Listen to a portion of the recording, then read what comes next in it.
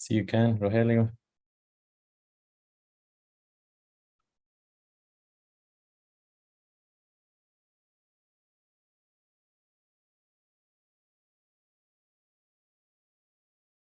I've got so many windows open.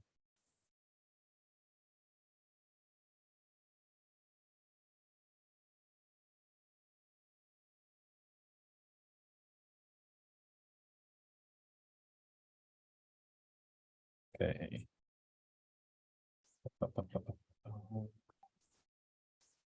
If you guys can put in the chat, any situations, any questions you've come across, I always love answering that first. So we can address those things at the beginning and then we make some moves over to making calls.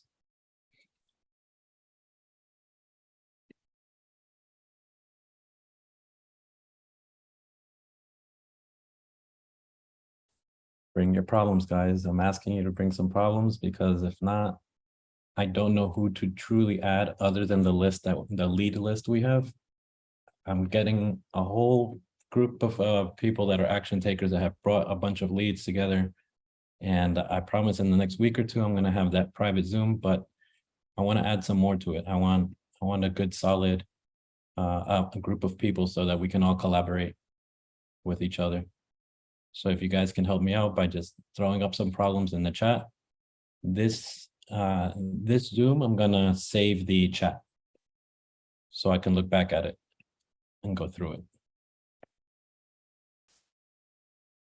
So get talkative, connect with each other.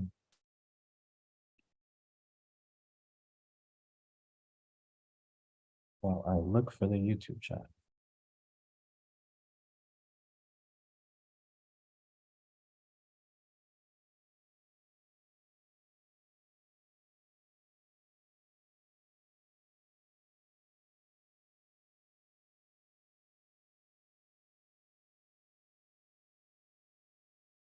How did you guys like Andrew's? Hey, Jose. Hey, Clifton. Hey, I had a low equity VA situation I was talking to an agent about. Oh, yeah? You want me to put this into the chat or no, just talking about it would be smoother? Let's talk about it. All right, so it was a short conversation between me and the agent, but she reached back out to me like 2 days. I called her Monday. She contacted me again Thursday and was just saying that the homeowner needs to use their VA entitlements. And I haven't reached back to her because I was trying to get in contact with you about what I could say to her or how to dig in to find out then what's been used so far. What's been used?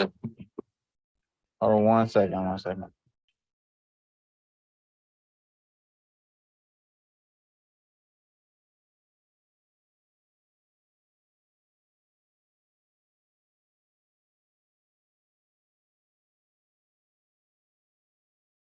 G put in the chat had Geoff had some agent objections recently around holding paper. How do we overcome this pushback from agents with presenting SubTo, trying to gauge if there's sellers open to terms? Holding paper, anytime they give you an objection about holding paper, it's just they're hesitant on doing a note for the seller for a seller finance deal.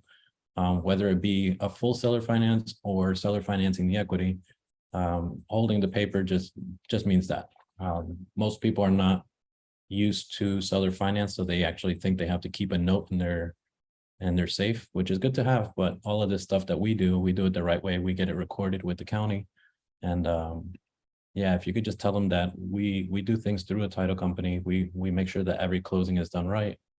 And holding the paper, yeah, it's a thing, but just try and get the right terms for both of you guys.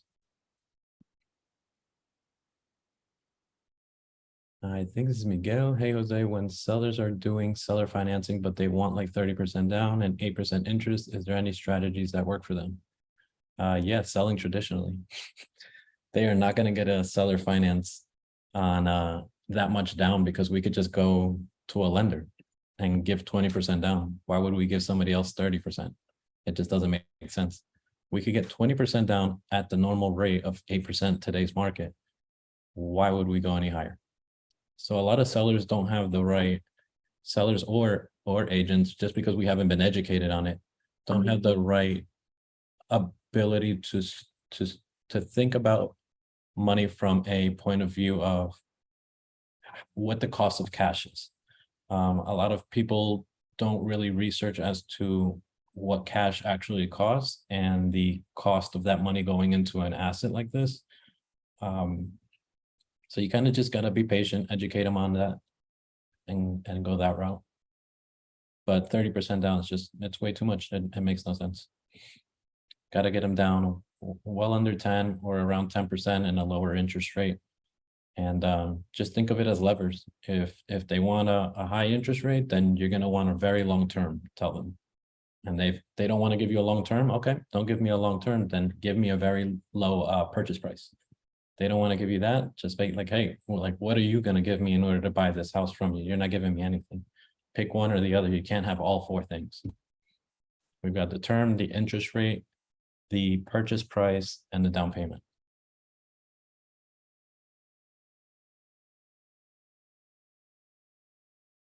Can you assign a realtor contract? If you throw an addendum to it, and a realtor contract also has assignable in, at least in Florida, I believe it's the second to last page or third to last page, where it says assignable, right above financing. So yeah, you can. Geoff. So essentially they are holding paper when there is equity in any seller finance situation. Yes. Either there's equity, yeah, period, equity, whether there's a loan or not, whether there's equity being financed, that's holding paper.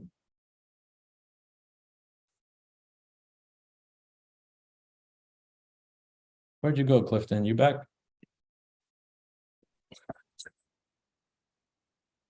Yes, I just had an influx of people come in the store, so I had to greet them real quick. I apologize.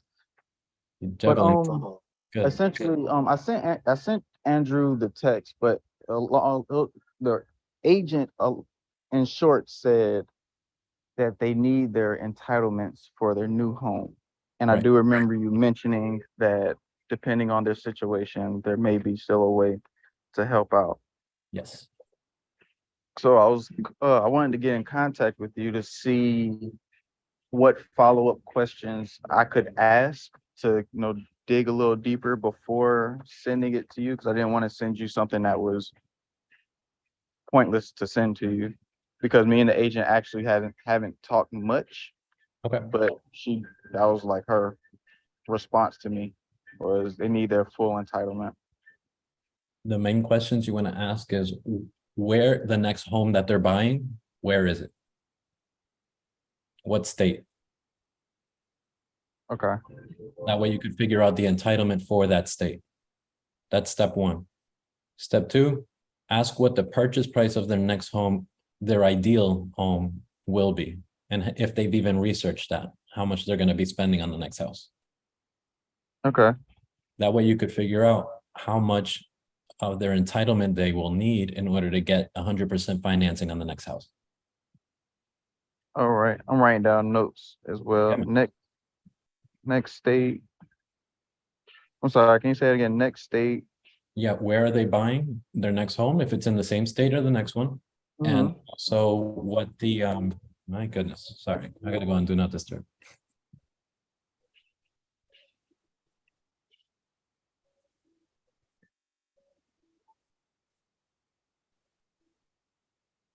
Trying to multitask. I apologize if it's So I am too, apparently, like I'm getting blown up. So we've got the other state, and then you're gonna ask for the purchase price of the next home, their ideal. Don't ask them what their budget is, because you want to know specifically what price they're looking at. It doesn't have to be down to the $1,000, but just in general, is it going to be a $400,000 house, $200,000 house? Just to get an idea. Gotcha. With that information and confirming what we have on PropStream, which is the current loans, interest, payment, including taxes and insurance. Gotcha. With those four things, we could structure a deal. All right. And current loan, Payment and interest. Payment and interest. Yep. Well, technically, ask for the balance too, because we're gonna need that. Got it. All right, and that's all I had because I gotta get back to checking on these guests as well. So thank you so much. Yeah, you're welcome. That was a great question. I'm glad he asked that for everybody to see. These are, we could dig in deep into the VA entitlement stuff, but that's going to be in the private stuff next week or the week after. Yeah. I was thinking if we do it now, but there's just no way. We'd need an hour to cover this stuff. Mapuna, you want to talk about that deal? Listing price 1 million. SubTo offered 45K to seller and to pay 2.5 commission, 2.9 interest rate. That's good. Yeah. 45K is okay. It depends on how much equity there is. So find out the equity. Well, the loan balance, I meant. So you could figure out the equity. Ken, do you mind if I share that and do it with everybody? If you don't, perfectly fine. Okay. Thanks, man. Let's use this as an example. So Ken just posted a home situation. Let's take a look at it together. Caitlin, in order to skip trace, I don't really use any systems other than True People Search. You could use other systems. Some people have the realtor systems, which are like Vulcan, Mojo, and of course the investors have their systems like PropStream and things like that, where you pay a couple pennies to skip trace. But I try and tell everybody, just do it for free. Just be a human being. Message somebody on Facebook. You're looking to buy a house. I mean, it's okay. Reach out to them. 6135 Hackberry. And guys, next week I'm going to be in Puerto Rico, so Andrew's going to take over this Thursday session.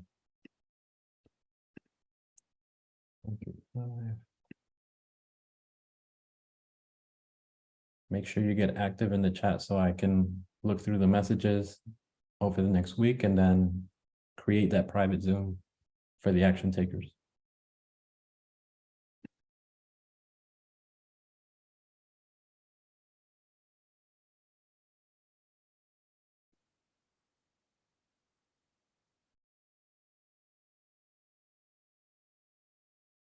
I like it. Okay. I'm going to share my screen here.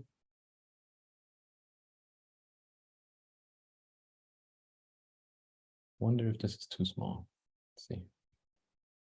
Is that a decent size for you guys to see?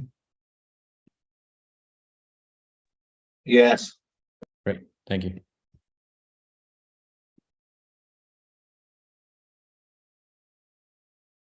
Hey, Christian. No task. Just kind of want you guys bring in some problems, any questions that you've come across with different realtors, any questions you have while you're going through the searches and underwriting these deals the way I've taught in the past Zooms, and any questions at all, questions, addresses that you guys have that you want me to look into.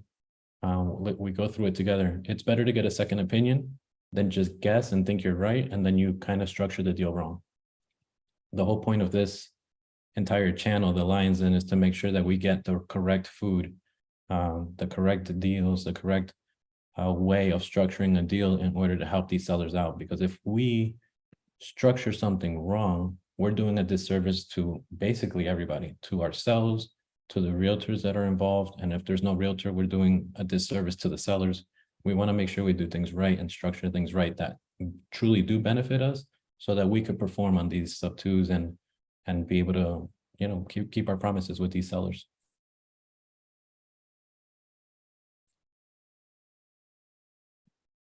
Okay, we've got this right away. I don't even look at the details. I just check Zillow also.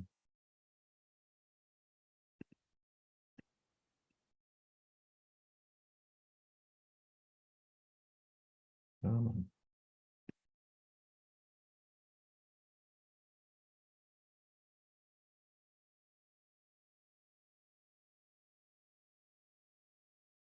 What do we have? We've got 3,000. I always check the history to see what's going on.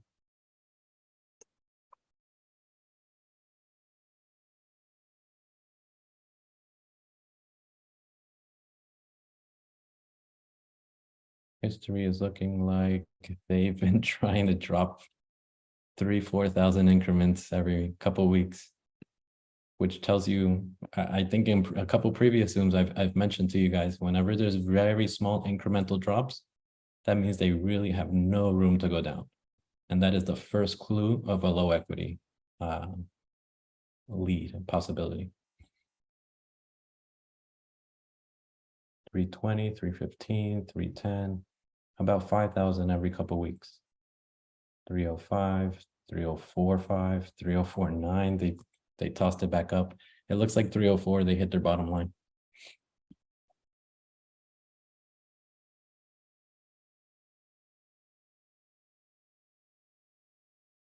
So let's do the 0.93 on that.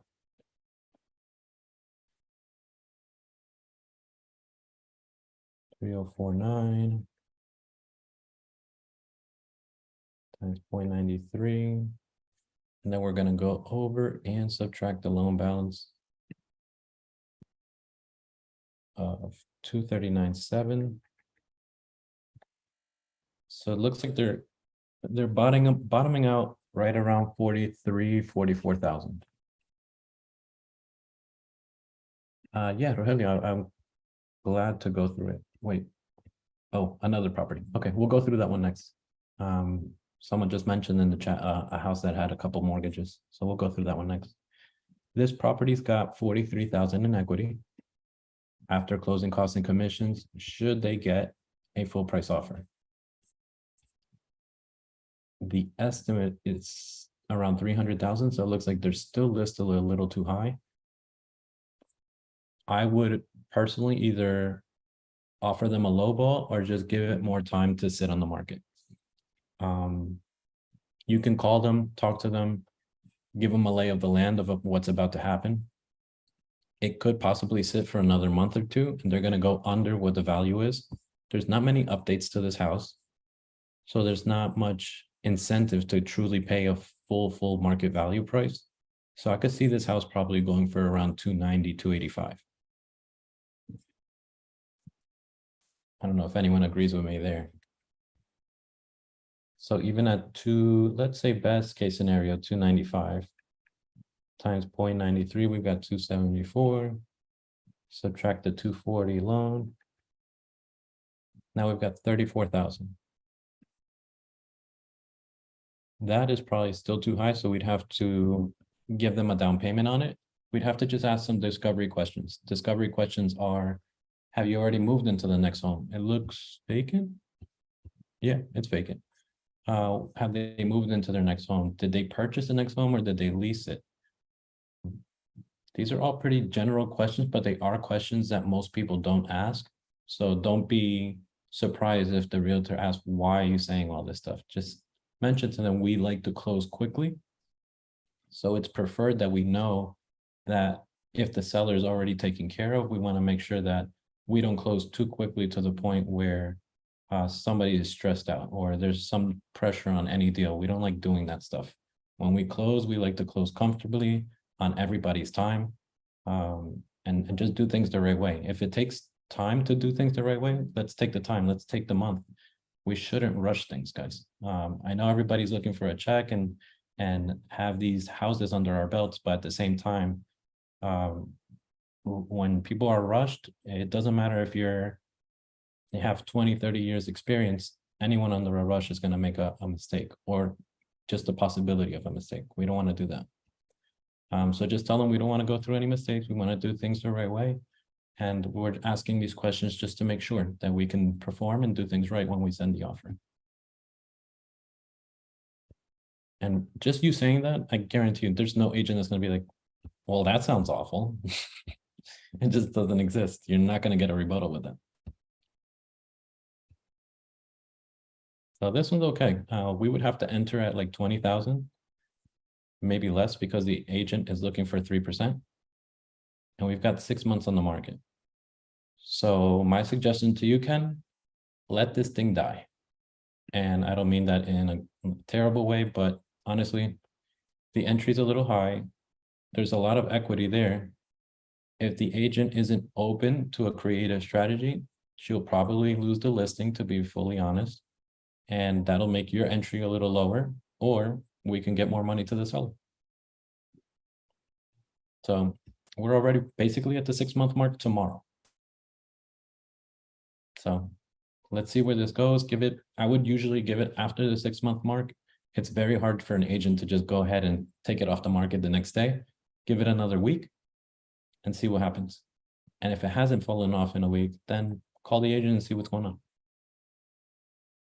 They might be open to it, to at least hearing you out before they lose the listing.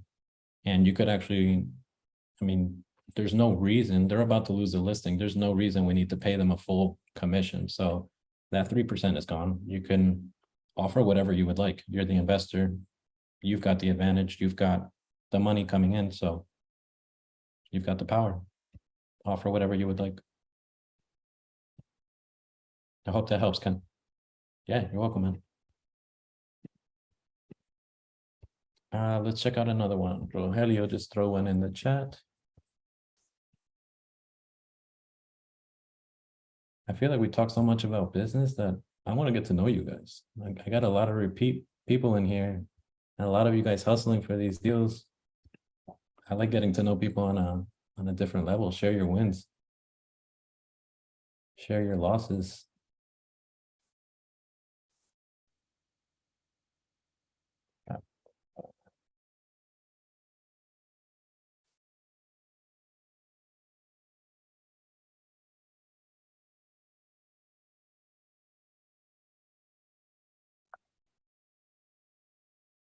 Yeah, people still coming in.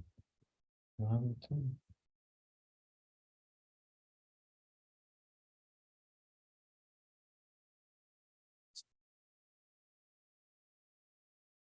I bet you it's another VA. Let's check it out. Oh, good. Isn't that a VA? 5105. So let's go through this one. It's got 2 loans, and I know he wanted to cover that to see how we can distinguish if it's a good deal or not, if it's a possibility for us to help them. This one needs quite a bit of update still. The next challenge is about direct to agent, but it's okay to go after. Yeah, man. Ken, in a couple past Zooms, Ken just mentioned if it's okay to go direct to seller, or if we're truly just sticking to direct to agent. If you guys look at my past Zooms, I am a huge advocate for just calling anybody. We're here to help the sellers sell their home. It doesn't matter if you're an agent or you're talking directly to the seller. You should never focus your business based on that. And if you are, you're limiting yourself. Get rid of that mindset, talk to anybody and everybody, and work on your scripts. A lot of people focus on one thing or the other because they don't want to, it's too much to learn, or it's too much to get going on the scripts and the conversations. Once you start talking more and more with both of these different types of people, you're going to learn your own script. It's not even going to be a script. It's just going to be a conversation. You'll know what to say to an agent. You'll know what to say to a seller. But if you just focus on one, you're going to get the other situation thrown at you, and then you're going to be like fumbling. What do I say? Go to both. Go to both. Direct to selling the house, guys. Estimate 684. They just took it off the market, so they tried one last time at 680. Let's see where that would have landed them. 632. Let's check out the loan. We've got 2 loans. Is it 2 loans?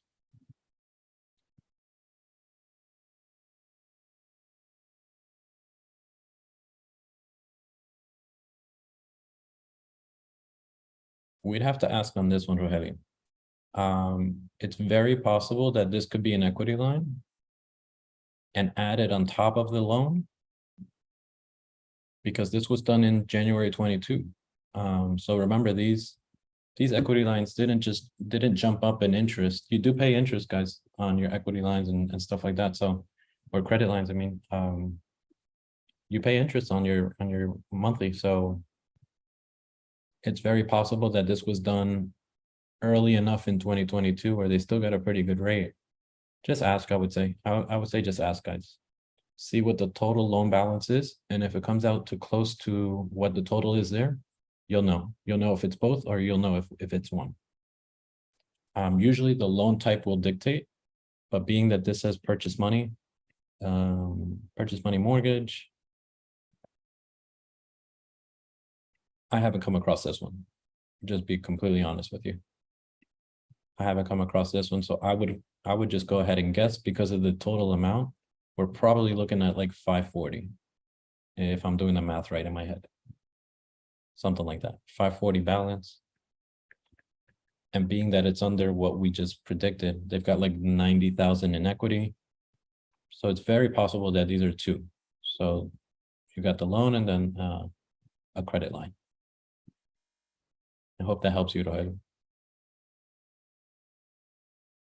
Arm's length. Yeah, a lot of you guys have been asking me about this. Arm's length transaction just wants to make sure that when there's another lender involved, they want to make sure that you are not the previous owner, number one, first and foremost, purchasing your own house or something like that. You're not buying it under another entity. You're not asking your neighbor to buy your house for you because you're losing it. Arm's length just means you're not related or have any affiliation with the person that's purchasing your property. I always just picture like a stiff arm in football, like just stay away from me. Anybody close? I picture that, stay away, stay away. As the lender, they want to make sure that they're protected and they're not getting screwed over by something shady.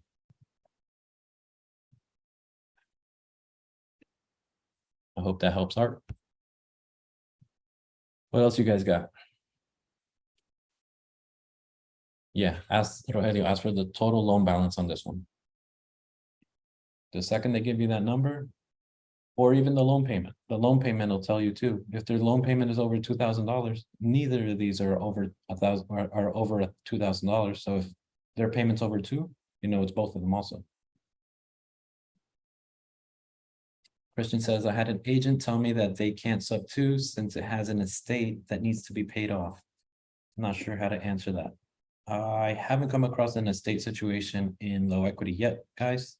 But message me on the side and I'll try and navigate you the right way. I'll try and find that answer or send you to somebody that knows. I personally, I haven't come across that one. What's up, Jose? Hey, how's it going? I'm doing good, bro. How are you? Living the life. Yes, sir. Basically, an agent told me the other day that the loan was not assumable because she talked to her attorney and her attorney said that it wouldn't be smart for her to do. Okay. What would you say if somebody says that to you when you're on the phone? We're not assuming it. Oh, okay, because I don't know the difference between assuming and SubTo. I tried to explain it, but I kind of just like choked, you know? Yeah, it happens, man. So what you want to do is you explain in a way where you explain it so that it shows you in a good light when we're doing subject to, and it's the honest truth. When you go and assume a loan, you have to get requalified. And the way that rates have popped up a little bit in the last couple months, everybody that does go and try and assume these loans, they're pulling your credit, they're checking your financials. It's like getting a new loan, but you're just taking over the same one. They want to make sure you're qualified in order to continue to pay this loan. So they're going to redo financials. They're going to go through the whole thing and possibly pop the interest rate up too. I think VA is the only one that keeps the interest rate low. If another VA member assumes that loan, they either keep it low or very, very similar. But FHA conventional, they're raising the rates, not to what the market rate is, but they do raise the rate, and there's no rubric on that. They do it to their opinion. Okay. With SubTo, we are not assuming the loan, so the loan stays in place and we get to keep the interest rate that the owner qualified for. Okay, gotcha. So you would just tell her it would be subject to and not assuming. You could say that, but most likely they won't know what subject to means. So all you have to Yeah. do is say that we're not assuming the loan. What we're going to do is keep the loan in place in order to keep the interest rate that's there. All right, gotcha. Thank you. And always blame the rate. They'll understand when you're talking about the rate. Blame the market and the rate. Yep. Okay, I got you. Yep. Because if you were to go, here's a good line for you to use is, if we were to go and assume this property, the rate is probably going to jump up for us as investors, and we're not going to be able to cash flow from the rents. So if we can't do that, what is the point of assuming the loan that we can't keep up with? I got you. Make it make sense for them in layman's terms. Yeah. Okay. And Hey, how many leads on average does it take for you to close a deal? Like, I heard Pace say like 50, it becomes like one contract. How many is that when it comes to low equity? On low equity, I'm seeing around, now that I'm getting better at it, the number's gone from 50 down to like 30 or 20. And that's like 30 LOIs or 30 leads? No, not leads. Forget leads, throw leads out the window. You got to actually have the full conversation with them, somebody that's open to it. Yeah, you're looking at more like 30. Okay. It's definitely lower, Gotcha. but yeah. All right. And you said prop stream or batch is better for skip tracing? I wouldn't use either. Really? True People Search is free. Because I try True People and I feel like I spend most of my time looking for numbers that don't exist. So I just have spreadsheets of like addresses for numbers that I can't find. With those, do I just go to agents? Because I feel like it's easier with sellers. If you like sellers more, then you're going to be messaging a lot. You're going to text a lot of these phone numbers, or you're going to just hit them up on Facebook, Instagram, any socials. Everybody's got social media. So if they don't, then they're truly off the grid. Call the realtor that had it in the past. Okay, that's true. That's one thing I haven't been doing. I have not been on social media looking for these people. That's something I have to start doing. Yeah, try it. Ernest Rivera just said PropWire is free. He just learned that. Oh, okay. I don't know, but Thank you. there's a tip. Thank you. Yeah. How do we pay the seller's mortgage? What do you mean? We pay it through the rents. Raise your hand and explain on that one. Sorry. Geoff, what's up? Oh, sorry. Yeah, I guess I should have explained it better. Oh, okay. So I mean, like by so I know we get it by the rents, but I keep on hearing there's like a servicing company. Yep. We would hire a servicing company. They usually charge less than $25, $30 to make the payment for the mortgage company. So they're the Okay. What Go what kind of companies are there? Because like, what are they called? Like, is this mortgage servicing company or? Because I Yeah. tried to look for that and they just took me to like Lending Tree or something like that. So I couldn't find any. So I was looking through it last night, just to get all my ducks in a row, so I could see what their rates are and how it actually works. So then when I do say something like that, I don't choke or trip over my words. Yeah. Honestly, most people don't even know what servicing is. So you're not going to say anything that most people don't know. Just keep it surface level. A servicing company is just going to be the third party, neutral party that if something goes wrong, they'll notify the seller. And if a payment is made, they'll notify the seller. They have no qualms. They don't care either way. They're just the middleman and they get paid for that. No, yeah, I got that, but like, is there any that you use maybe that you could tell me, because I couldn't find any. Yeah, it's all state dependent. So text me the address in the state and I'll find one for you. All right, well, it's just Maryland, so anywhere in Maryland. I don't know, though. I'm sure there's a couple nationwide ones, but I'll text it over to you and we'll search Maryland. I'd rather have the servicing company nearby, but All right, cool, man. I appreciate the info. You're welcome. Don't forget to message me. I'll promise to get back to everybody. I know I had Oh, some. you want a text? Yeah. All right, cool. Geoff, you free?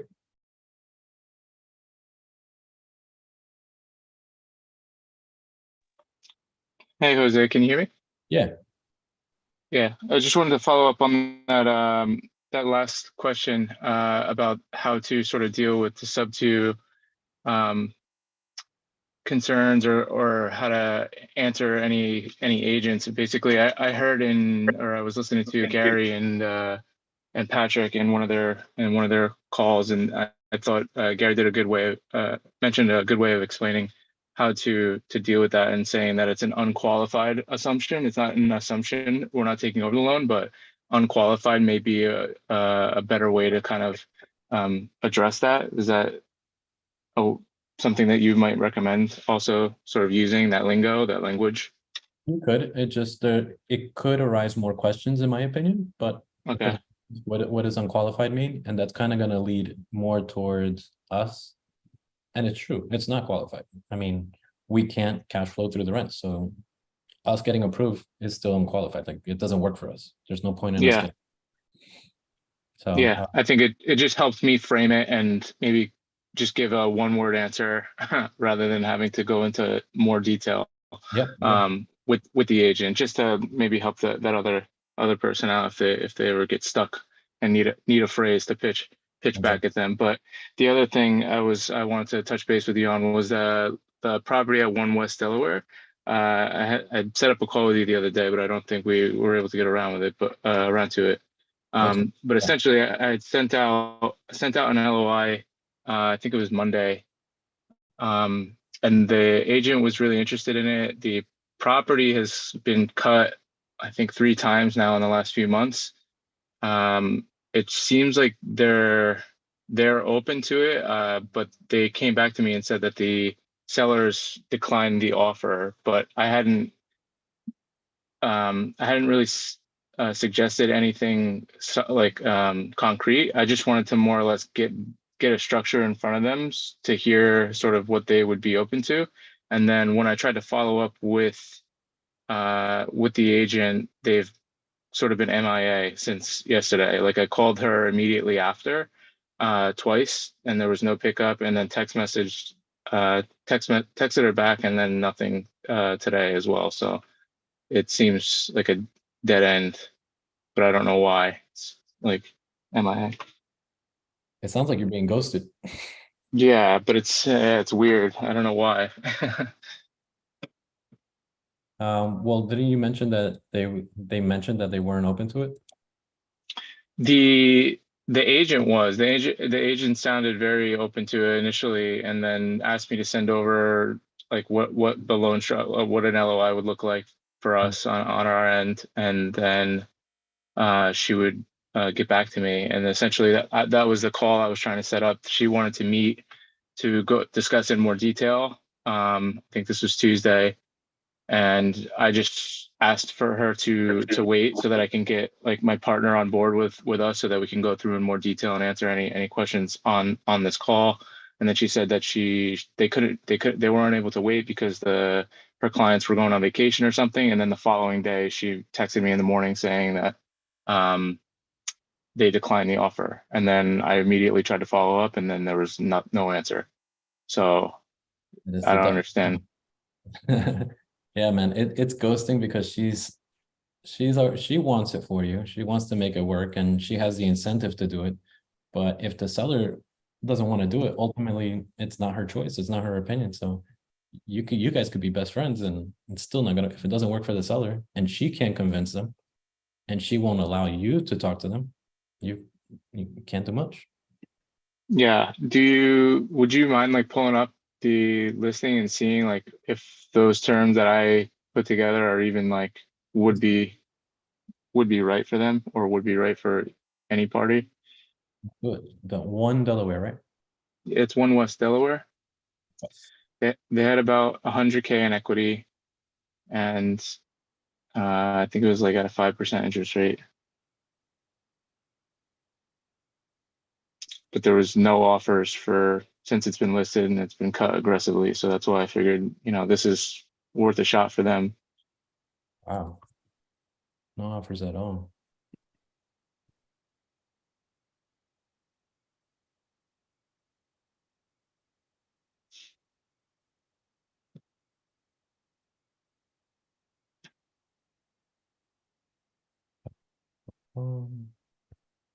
Okay, so tell me a little bit about what your offer looks like, and then I'll explain to you why it's good or why it's not. So I offered their ask with 0 interest to take over payments at 0 interest. I can pull up my actual LOI there. Sorry, one sec. You guys got to tell me. You've been looking at my face, looking at these deals the whole time.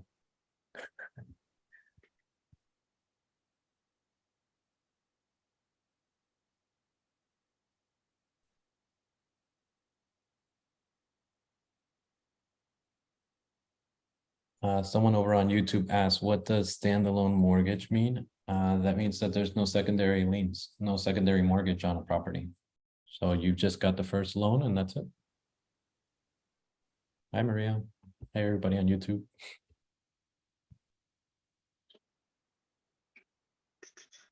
Could I just send this over to you, Yeah, Jose? yeah. Should I just text it to you right now? I have a screenshot of it. Perfect, no problem.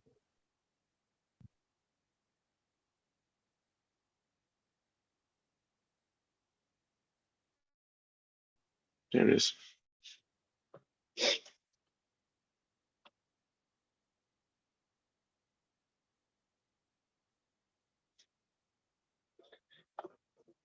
Okay, pull it up. Got it.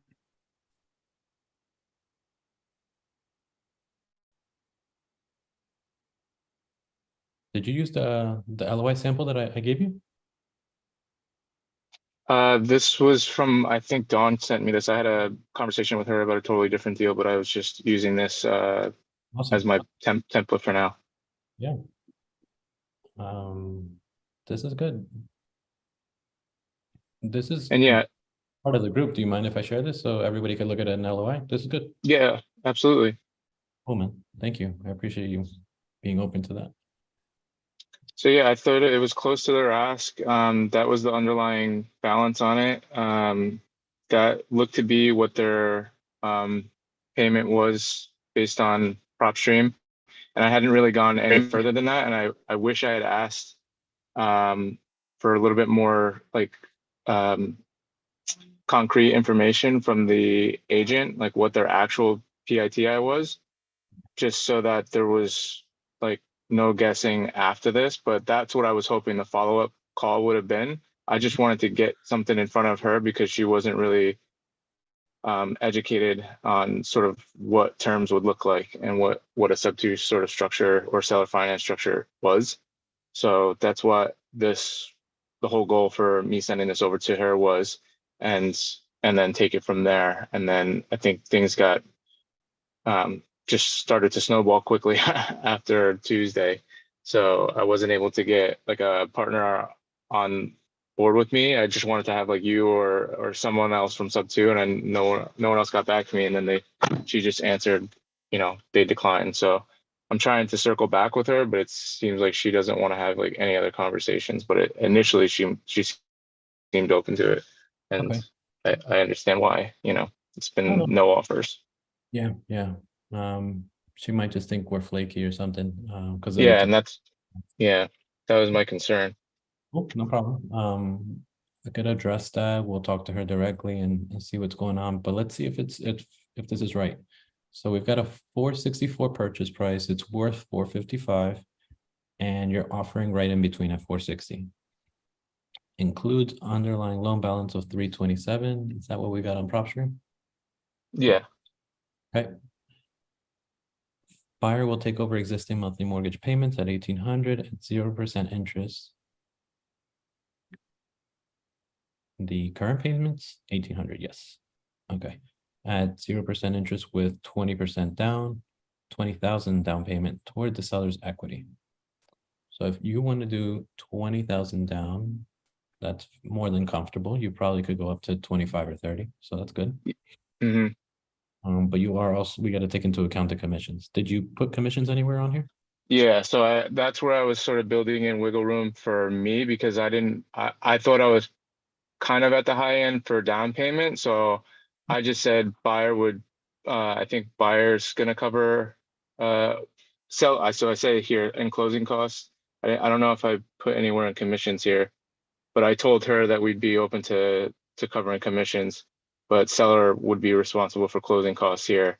And yeah, maybe that was something that, broke it, but I don't know if that would have by itself been the sole thing that, they would have declined if they hadn't had any offers. So So I've got a feeling that because this doesn't show, because it doesn't show commission, mhm.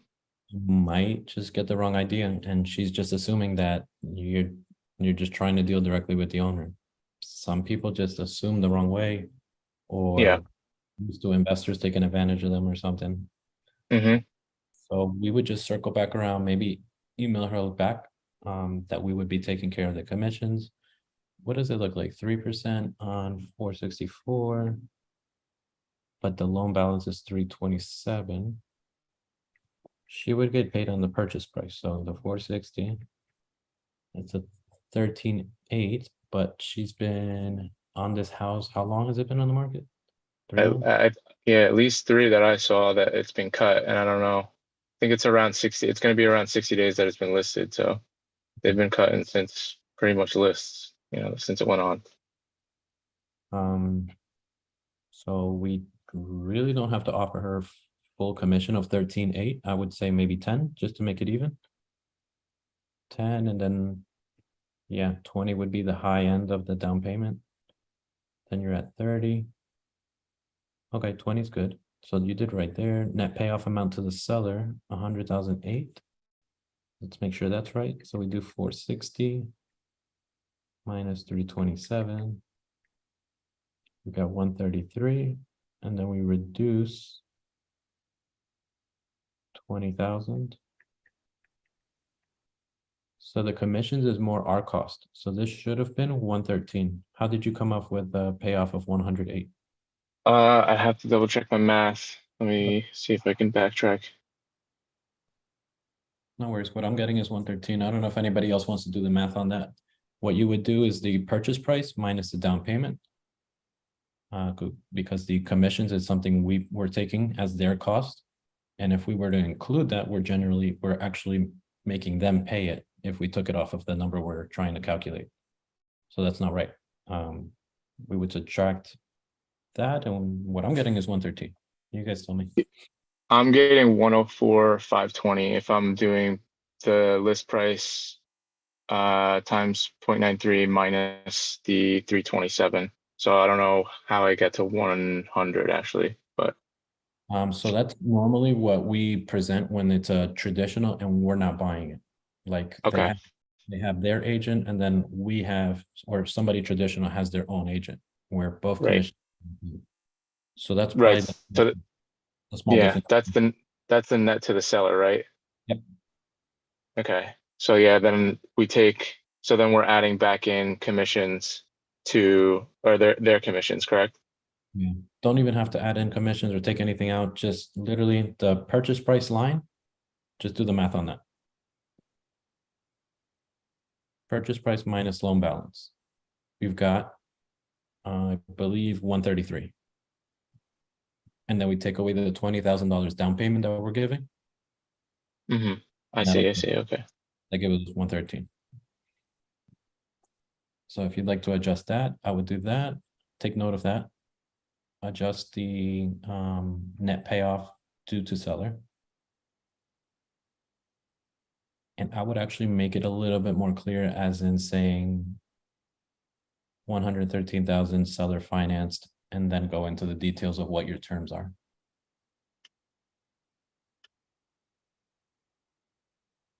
Because right now, the way you're leaving it, there's not really any terms that you're mentioning. They don't know how they're gonna get paid on this. If there's a monthly payment, if you're just paying them a lump sum in 15 years, they don't know what's going on.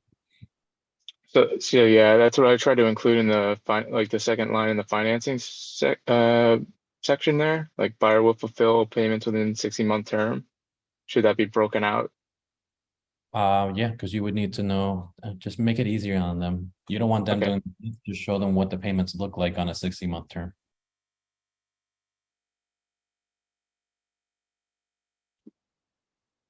Can you just clarify? Sorry, like what do you mean by what it would look like?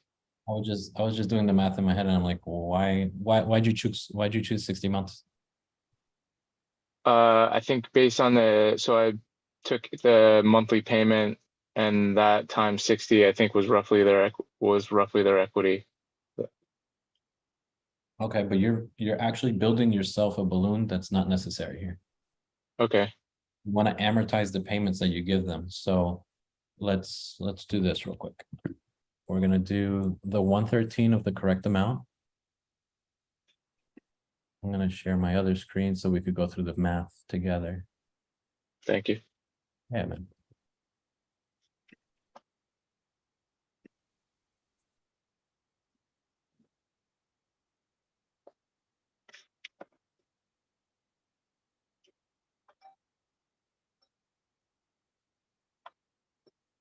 Four years later.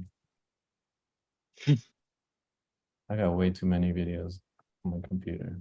Okay, here we go.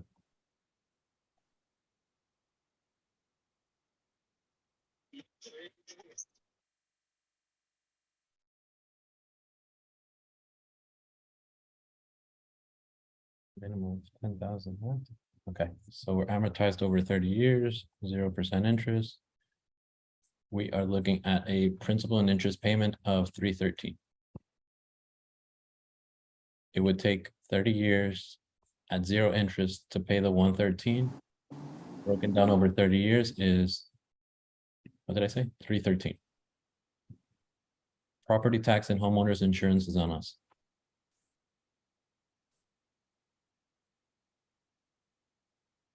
Purchase price minus down payment, correct? Someone in the chat just asked if it was purchase price minus down payment. So on this, your baseline is going to be 313 as a payment. They're most likely going to reject that or want interest. Just let them know we're not here to kind of take advantage of them or anything like that. So if we were to slap an interest on this and refi them in 5 years or 7 years, whenever the rates go back down, we're not truly paying them the entire interest. So the benefit to them is us adding and making the payment whole from the beginning, so that they can get more advantage of the interest. They'll still won't get it all, but they'll get much more if we just include it in the payment from the get-go and not kind of get nitpicky on exactly how much is getting paid every year.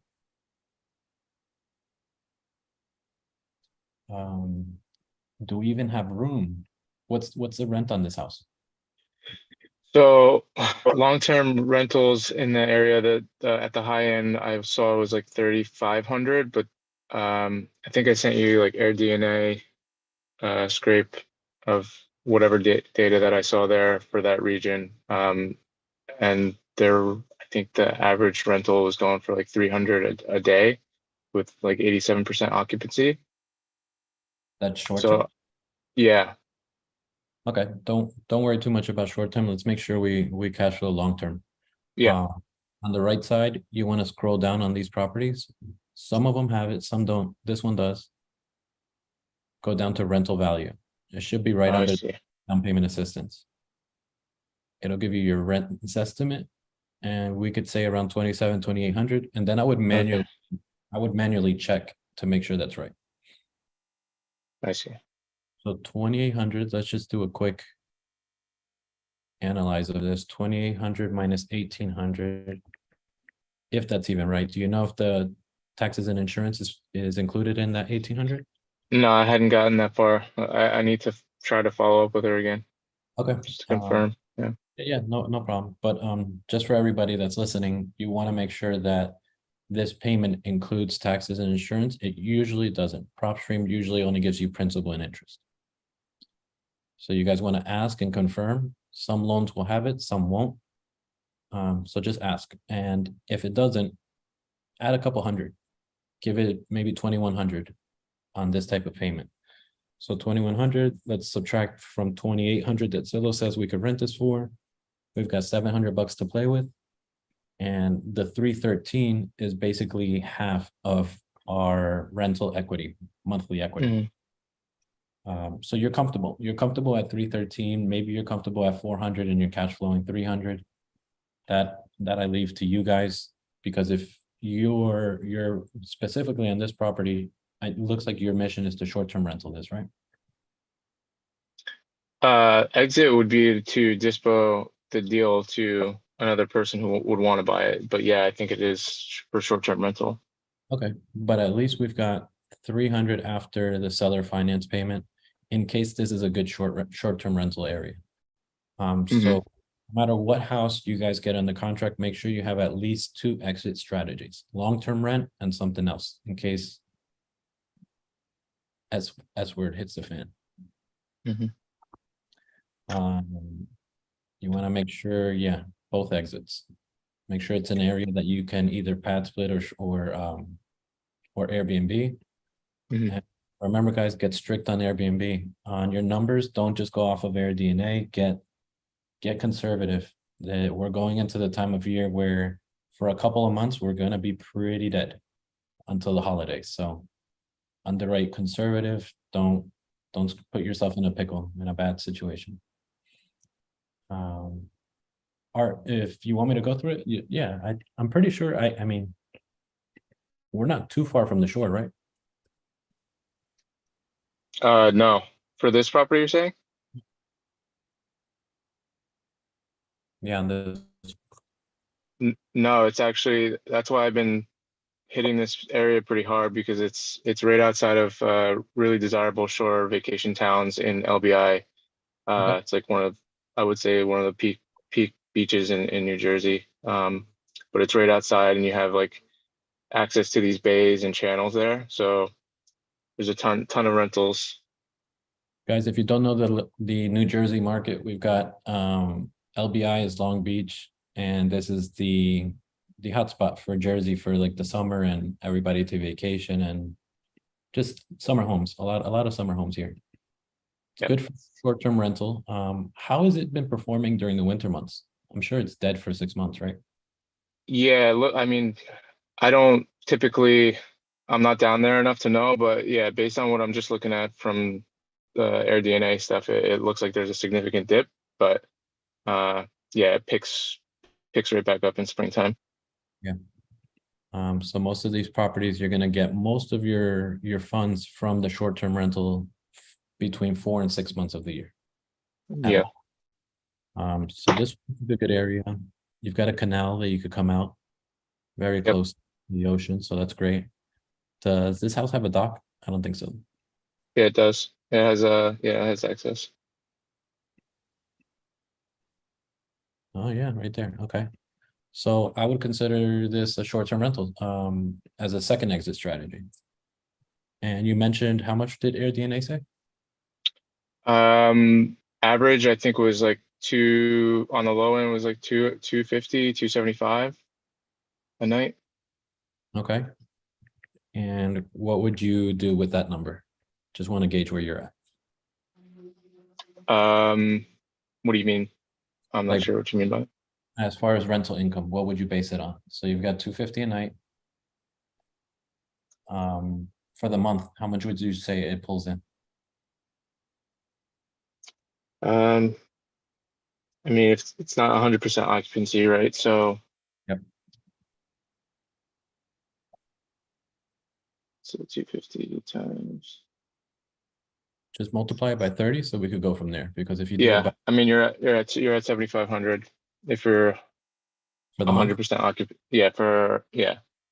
Okay, and I don't know if what AirDNA does. I'm not in the short-term rental market, guys, but generally I would think it would say 65 to 70% occupancy. I would go as low as 55. Yeah, so if we cut that in half, So I'd cut it in half and you're closer to just under $4,000. Yeah. And that's for the hot seasons. Well, I mean, you're gonna have way more occupancy during the hot season, but Yeah. also dead in the winter, so you're around 3. Just be conservative. You're getting 3 and you still, what was it? What were we saying the cash flow was? $300 before? yeah, for You're going- long term, right? Yeah, for long term. Yep. So if we have our second exit strategy, our plan B, pulling in probably another $500 after the payment to the seller. Now Mhm. you've got 2 positive exit strategies. So this could work. Let me go back to the LOI so everybody could take a look.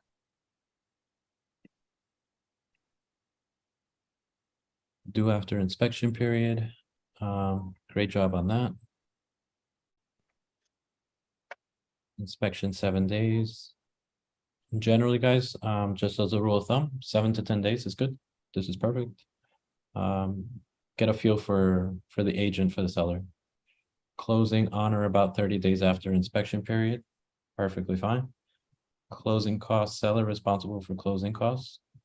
Okay, so on this one, you wanted them to pay it, right? Yeah, that's what I just built in. I just put that in. I figured it could change, and I just wanted to leave parts in this where we can have a discussion around and negotiate around certain points, because I mean that their list price had already dropped multiple times. I was thinking like I could use that as a negotiation point. Yeah. See what concessions I could still get them to take off of the price. Yeah, guys, remember, don't, not everything is cookie cutter. You got to get a feel for what you want to do with the property, for the area. You guys will know your areas best.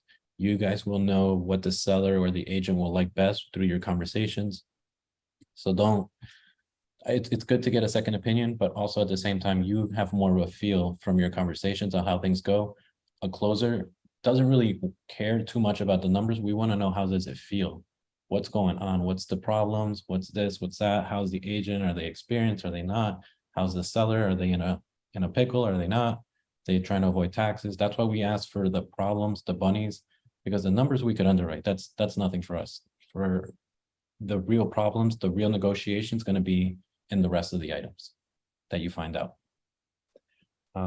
Representations, warranties. This is all good. Commission, each party will be responsible for any commission owed to respective agents. So seller pays their commission and you pay yours, which you won't have any. That's it. Everything looks good, pretty good here. In my opinion, maybe you tilted the levers a little too far on your side to start. Okay. But you never really know, because most of these situations are going to be with us alleviating the cost to them. If Mhm. you did want to play it this way, exactly the way you played it, if they're paying closing costs and they're paying their side of the commission, I probably would have bumped up the 20,000 to 28 or 29. Okay. Yeah, I was conservative at the entry just because I mean my goal is to assign this, so I don't want to have anyone locked into anything more than that. I felt like that was conservative, but yeah, especially because they didn't have any other offers. I thought, there's certain points in here that I just wanted to lay out and then let them come back and hopefully have a conversation about more detail, what they're actually looking for. Exactly. No, it's a good play. It's just a risky play. You could come across where you do the play and it works. Or Mhm. post it this way. Mhm. You run the risk on either side. If you want to be too conservative, it's perfectly fine. Just do it on properties that you're willing to lose. And if you really, really want the property, then obviously make the terms more favorable for both parties. Don't tilt it too much your way. If you absolutely want it and you like it, it's a moneymaker, But you did good, man. This is good, great all around. Just take those tips that I mentioned. I think you're right there, man. Okay, thank you so much. Yeah, you're welcome, Jay. Good job. Sandra over on YouTube is asking, how does it work if the seller has a revolving credit line on the property? Leave it. We'll take it over. As long as it cash flows, we'll take over that payment too. Is it a good idea to buy a fix and flip from another investor? Absolutely not. But that's my opinion. If there's an investor that's giving you a fix and flip, oh, well, here's a better question. I'm assuming that the property's already fixed and you're buying a fix and flip. Remember, they're trying to squeeze every dollar they can. They're investors, just like us. They want to get as much money as they can, but they're cash, you know, they're going to want more of their funds up front. So those are generally much more difficult. Yeah, I wouldn't need exactly what Andrew said. Just a little more clarity on that question. Yeah, Howard, thank you. 2 exit strategies. Yep, Ken. Sandra, I hope that answered your question. We've got about 25 minutes, guys.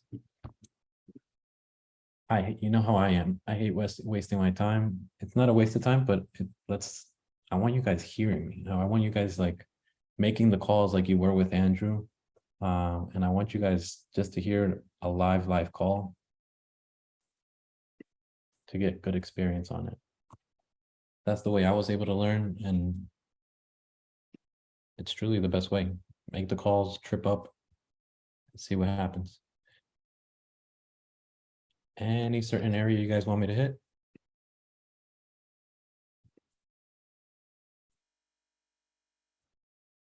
Where did the chat go?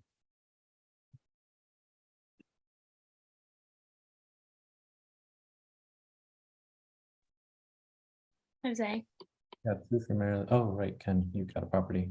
3 for Maryland. Yes. Who's there? Victoria, Hey, Victoria. I've got just a quick question for you. Yes. When you're, you know, I'm a real estate agent in North Carolina, and a lot of times I try to work on my call list the night before so I can really, you know, be purposeful when making my phone calls. When you create that list on PropStream, I know we're looking for low equity deals. And do you go ahead and just kind of get that list together in order to have more time, you know, calling versus trying to get your list created? Because I find that that's kind of an issue sometimes. We spend a lot of time just trying to get that together.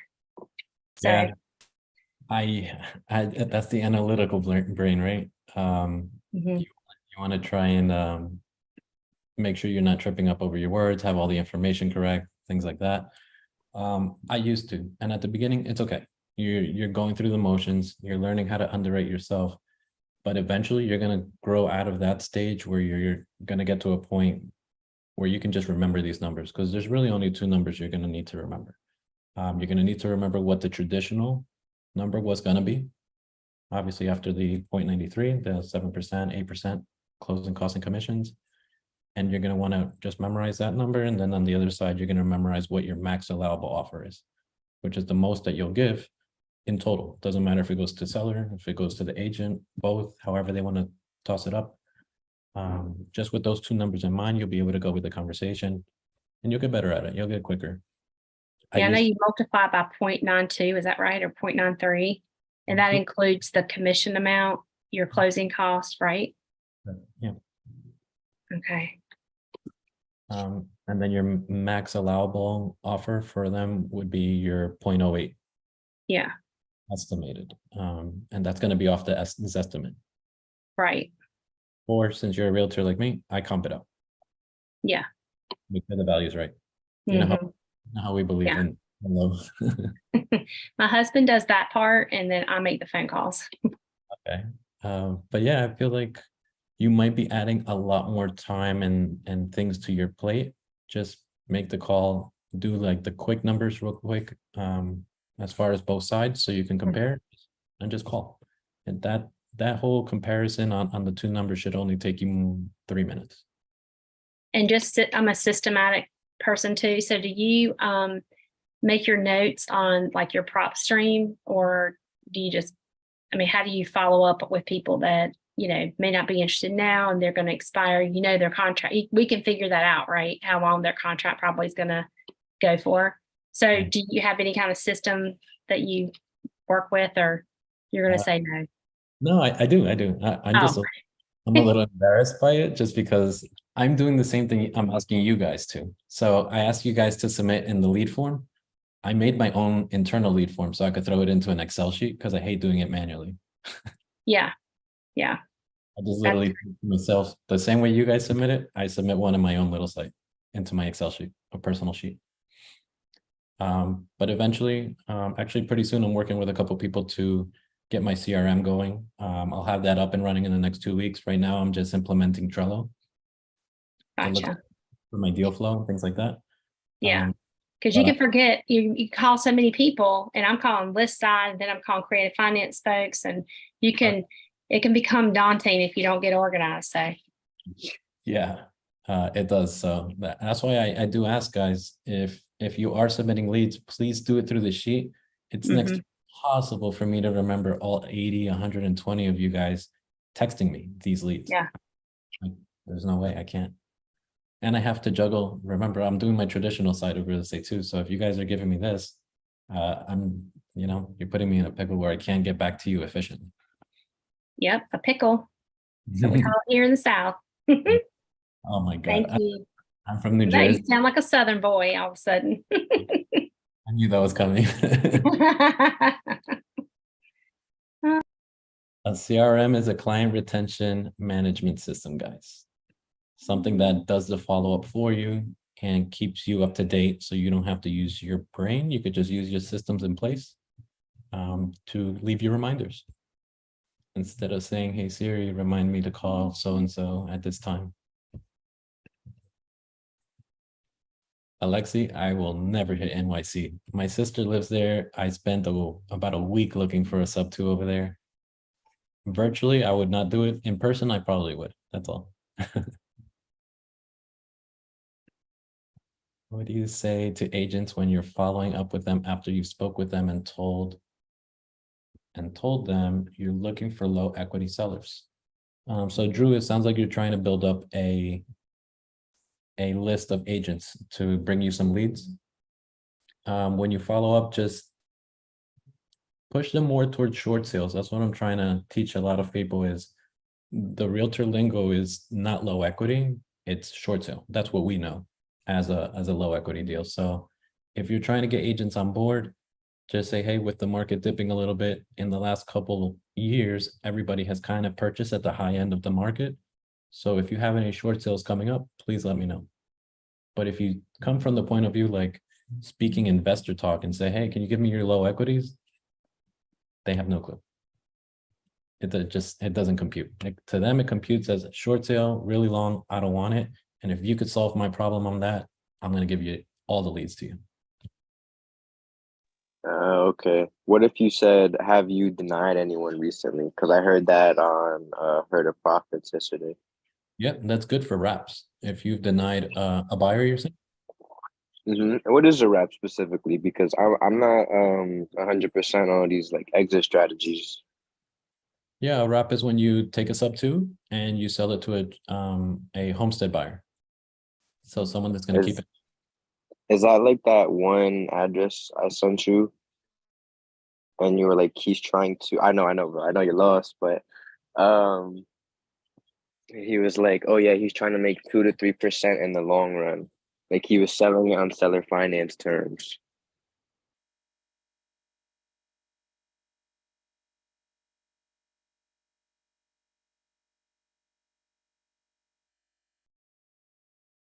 Oh, did I lose you?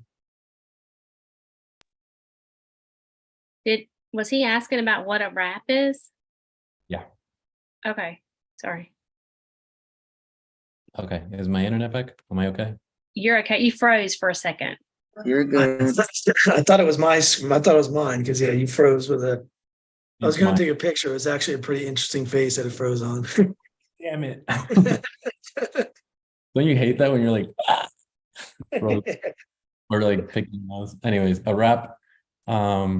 Yeah, a wrap is going to be an end buyer, someone that's picking that up. And if you're talking about a seller finance, you could seller finance a wrap too. I mean, you could wrap a seller finance deal as well. As long as you get the terms correct at the beginning, you could wrap anything, most everything. Guys, I wouldn't, in my personal opinion, I think a lot of people are wrapping without knowing. this is an elite black level type of black belt type of stuff. Don't think that you're gonna jump in the ring and start boxing with the big dogs. Like when you go to rap, you want to make sure that you're not asking for too much. If you're going to an end buyer and saying, hey, yes, I saw you didn't get qualified with a mortgage company. So with us, you're going to give us a 25, 20, 30% down payment. And let's just put it plain and simple, in the ghetto, no one's going to want to pay that. Or if you're asking for a super high interest rate, super high down payment, like, dang, don't push people too hard, because right now, yes, the real estate market is low inventory. There's demand out there. But at the same time, take your head out of the mentality of like just real estate. Remember, there's a whole nother world outside of real estate. Right now, there's people losing jobs left and right, people getting demoted, people that used to be virtual are going back home, and things are changing. Like, there's a whole other industry that has nothing to do with us, guys. So for us to push people on these wraps is not right. Just make sure you keep it low, keep it conservative like everything else, and your wraps will work. But educate yourself on it. Yeah, helping people. Exactly, Ron. Let me go through a lead that Ken sent. 451 bears. Are you guys even seeing my screen or just looking at my face? Please. Face.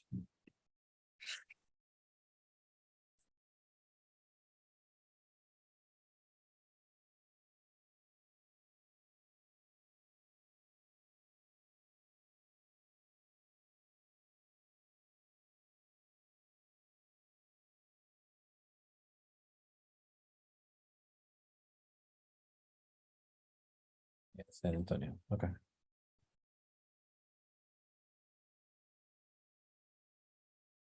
I immediately thought Blue's Clues, and I haven't had a kid in 13 years.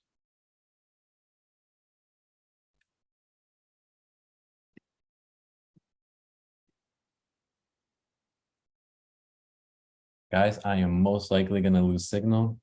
There looks like it's going to be a tornado outside. Orlando's crazy at the end of the summer. Like warning or watch? Black outside. Oh, well, you need to take shelter if you. This isn't very important. Consider your life. My house has been pretty damn solid. I trust my house. God. Definitely take shelter because we need you to. Yeah. My main shelter piece in my house is my laundry room. So I'll just run over there. If you guys see me jetting, just know what happened. And someone else could take it from here. So it's renovated on the inside, really nice.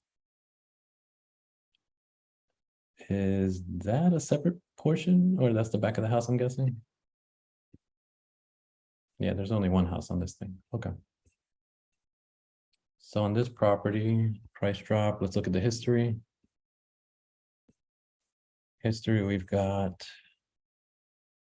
March listing 195. They popped it up. They made a mistake. They thought they could sell it for more, made a bigger mistake by hiking up the price, went down, down, down. Okay. And rent, let's see what the rent looks like. 1535.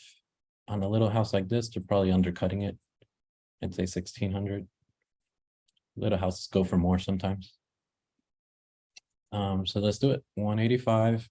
And guys, let's go through the formula. 0.93 is 172 minus the mortgage balance that we have here of 138.1. Got 33,000, and that's our traditional number.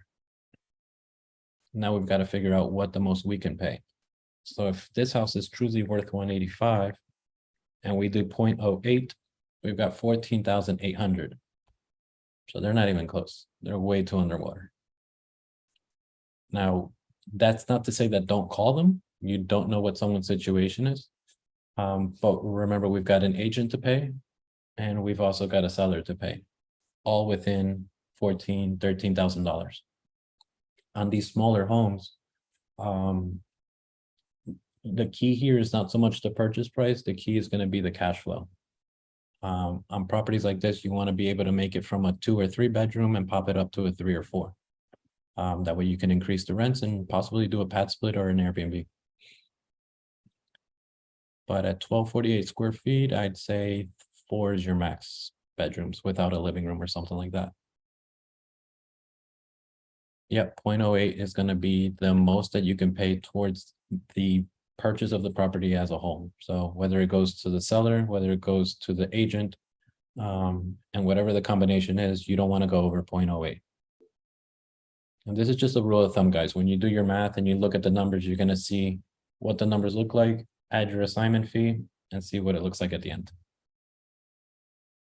If the number at the end is around 10, 10.5, 9%, you're okay. But if you add your assignment fee in, and now you've popped it up to 13, 14, 15% entry, you better have some crazy cash flow in order to get anybody to buy something like that.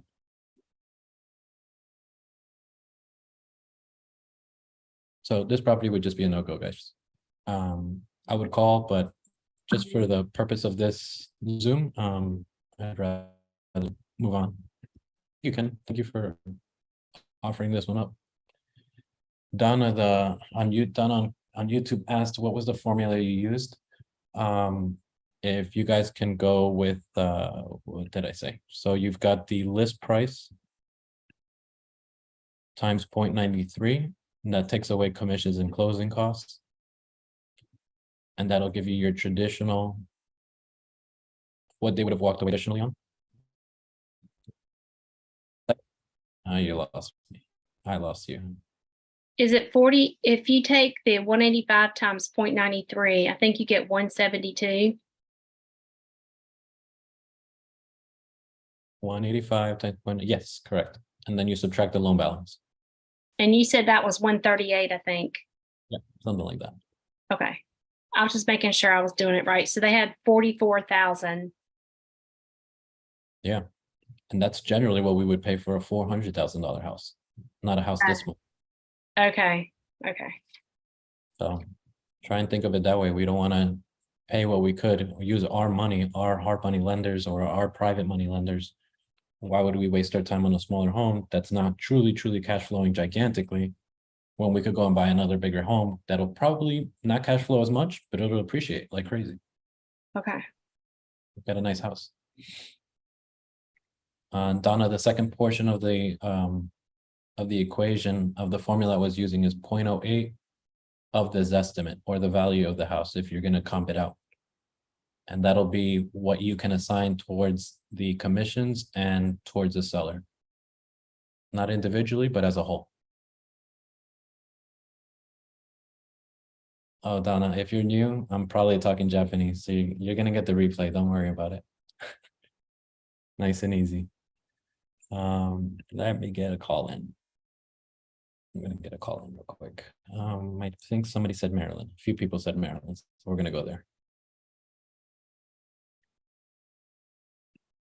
All few of you that said Maryland, what county in Maryland? Is Annapolis in Maryland? No, I think Annapolis is Delaware.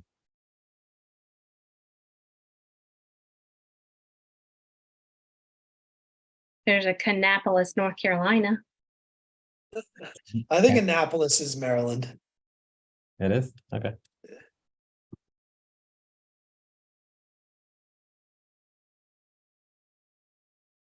There we go.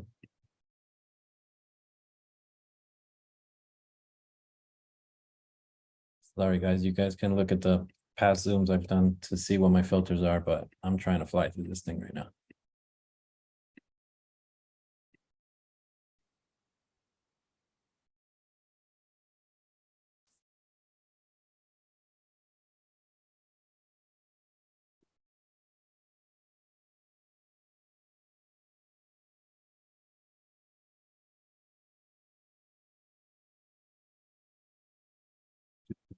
You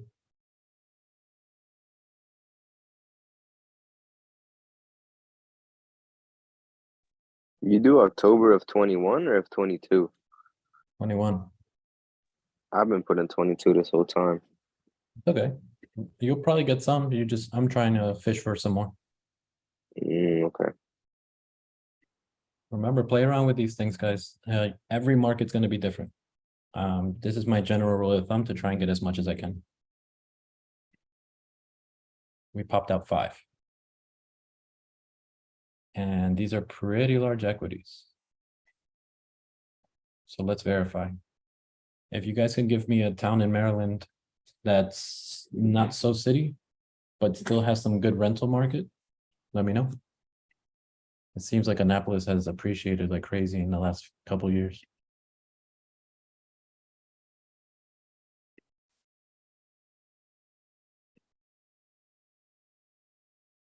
Kyle's Point.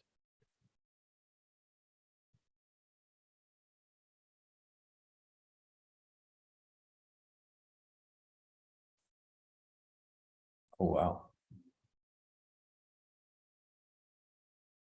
Someone just bought this in August 15th of this year, 2 aka days ago.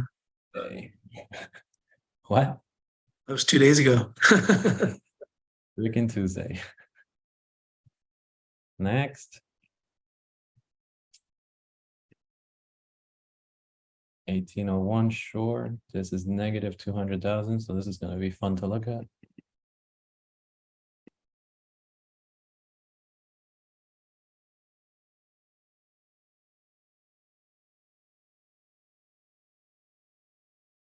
$1 million house.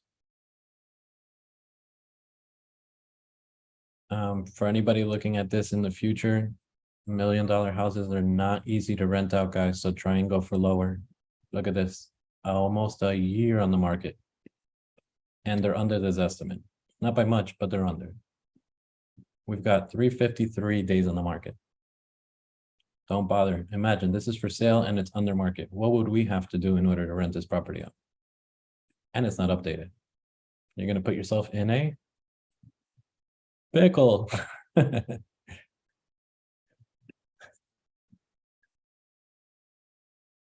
729 Chrisfield.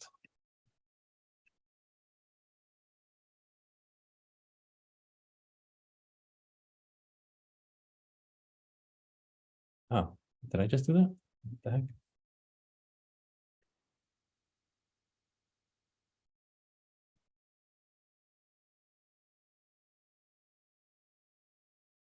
Dang, these houses are nice. 795. 2005 home, removed from the market end of last year at 769. Is the mortgage even close to that?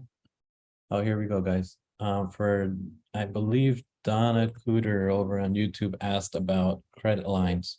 In this situation, we would just take it over. So we've got a $2,000 payment, $1,000 towards a credit line.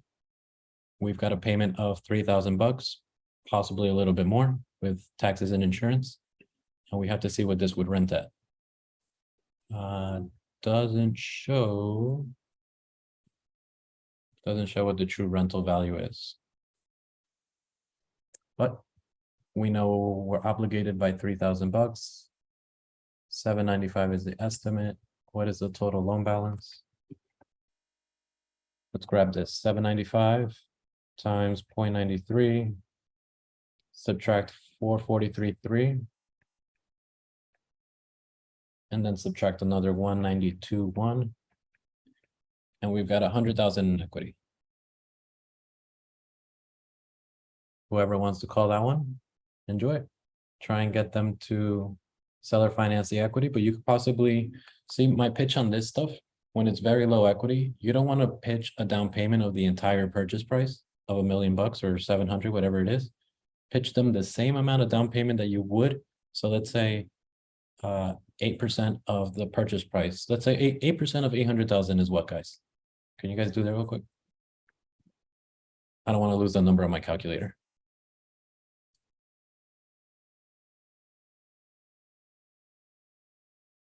$64,000. Okay, so 64,000 is if you were to do things exactly the way I used to be taught.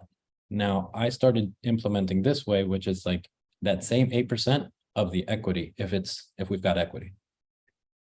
So 100,000 times 0.08, and this is just a rule of thumb. it keeps it lower. So $8,000, probably not going to fly on an $800,000 house, but you could at least keep it low to like 12, 15,000 bucks and just make them see that that's reasonable. We're going to do 10 or 15%, or it's going to look way better that we go up from 8% on the equity than us going up 8% and we're not going to be able to do anything on the whole purchase price. I hope I didn't lose you guys there. So the equity in this case is what? 100 grand. Oh, that's right, 100 grand. So let's say they're mad. They're like, no, we're not going to do 8% of 100 grand. We want like 20. Cool, no problem. 100,000. We want 20%. I'll give you 20% on the equity. That's $20,000. Is it still less than the 8% of the purchase price that you calculated? Yes, a lot cheaper. We look like we're doing a better service. Gotcha. Psychological. That's what it's all about. Paint the picture right. Let's go to the next. Let's do this one. 1409. 333. This is going to be the house.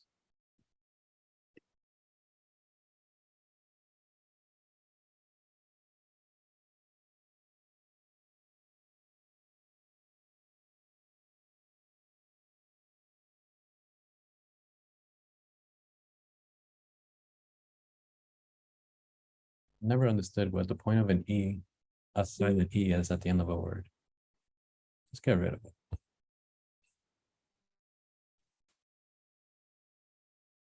Okay, we've got a rent estimate of, whoa, 3,500. It was just removed from the market a month ago.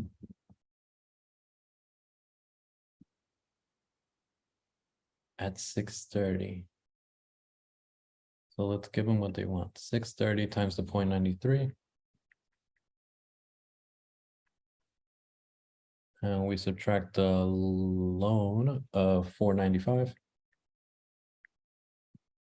90 grand. We've got another 90 grand situation. So guys, most of Annapolis right now is not really low equity. Let's go somewhere else. For those of you that picked Maryland. Go to North Carolina. Yeah, I got you. Okay. Raleigh, North Carolina. Don't you think that appreciated a lot? Huh? Don't you think that Raleigh has appreciated a ton in the Yeah. last couple? Yeah. Well, more people are going to have a way more equity there. So you're okay. I'll do it, but watch. Like, look at this. The very first house, 45,000. That's okay. We could do that. But on the rest of these, we're probably going to come across the same situation as Annapolis, where a lot of houses appreciated quite a bit. So are we looking for houses that have only been on the market for 2 years? No, that have been purchased in the last 2 to 3 years. Okay. That have been purchased in the last 2 or 3 years and that have not sold. Remember that sold date filter? That have not sold in the last year. Okay. But they still sneak through sometimes. But let's try these places. Another credit line situation, 90,000 on top of 240 is 330. Let's see what Zillow says.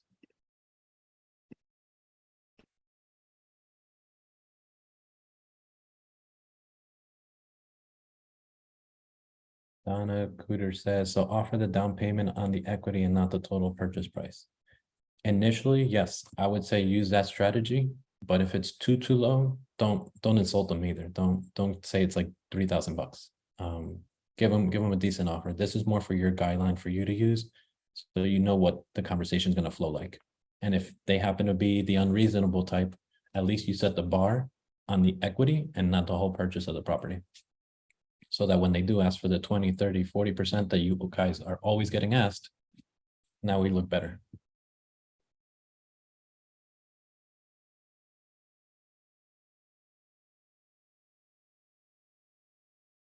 Nice place. And it's pending. Let's see. 370. Okay. This might be a good example. 370 times 0.93, 344 minus $90,000 minus 242, 12,000 bucks of equity.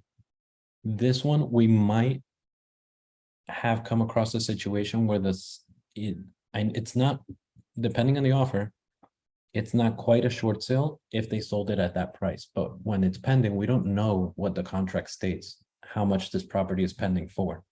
So let's say they just happen to take an offer for 350. Technically, that's a short sale, unless the seller wants to come out of pocket. Mhm. So we could always call, ask, hey, did you take a contract? Oh, okay, there's an offer pending. Would this happen to be a short sale by chance? Sometimes they don't want to list it as a short sale so they could get more offers, but it ends up being a short sale on the back end. So just ask. Don't totally dismiss these. I was just talking with another elephant, I don't know who it was, I'm trying to remember, but the situation arose where he was asking me about short sales. And I was mentioning to him, on short sales that are pending, you can always call a short sale that's pending and just ask if there's an offer on the table, number one. And if they say yes, number two, your follow-up question is going to be, do you have an offer with a first right of refusal? That means the first right of refusal means that they accepted an offer, but because it's in a short sale term, it could take 3 to 4 months to close. So in between that, the first right of refusal that the seller accepts the offer based on means that they can go and accept another offer that's a shorter time frame. So now it just went from pending to being able to look at your offer that can close in the next 2 to 3 weeks. Don't dismiss those. Should we call her then? What's that? Should we call this one? Heck yeah. I'm just laying down the ground rules. But yeah, I'm calling this one. I'm just like laying out what I'm gonna say so you guys understand what I'm talking about. Because if I was to go into the phone call, you guys would be all lost. Right.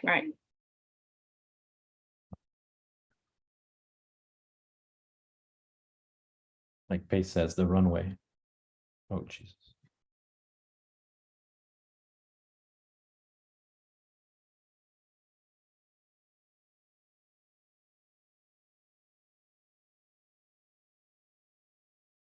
Can you guys hear the ringing?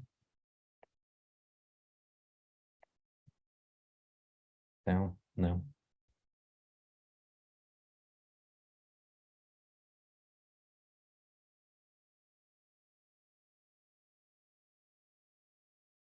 Your call has been forwarded to an automatic voice message system. 91993320039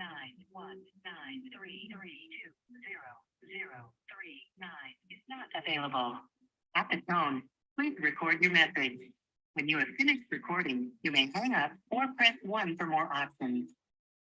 Hi, Tamikia. My name is Jose. I'm calling about your listing at 3540 Eastern Branch in Raleigh. Just wanted to know if you had any offers on the table, and if you did, if it was possibly a short sale situation. Give me a call when you get a chance. My number is 321-344-0131. Thanks. Talk soon.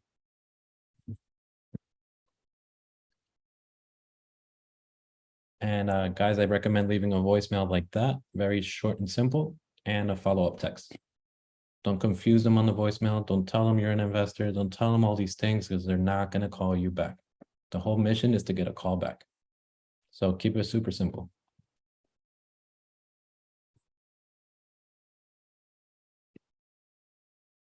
Let's go to the next house. I know I'm over the time. If you guys want to stick around, stick around. If not, you know how I like to go long. And being that Andrew's taking over next week, this is my last one to see you guys for until the end of the month.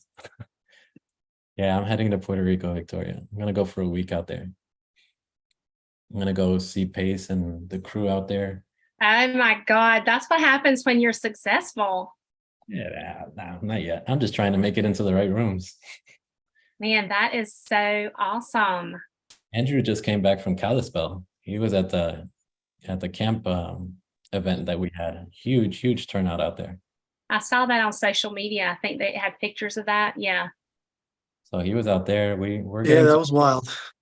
We're getting to enjoy these events, and the more we go to these types of events, guys, it's not so much for fun, even though of course, we love having fun because that's where the camaraderie comes in.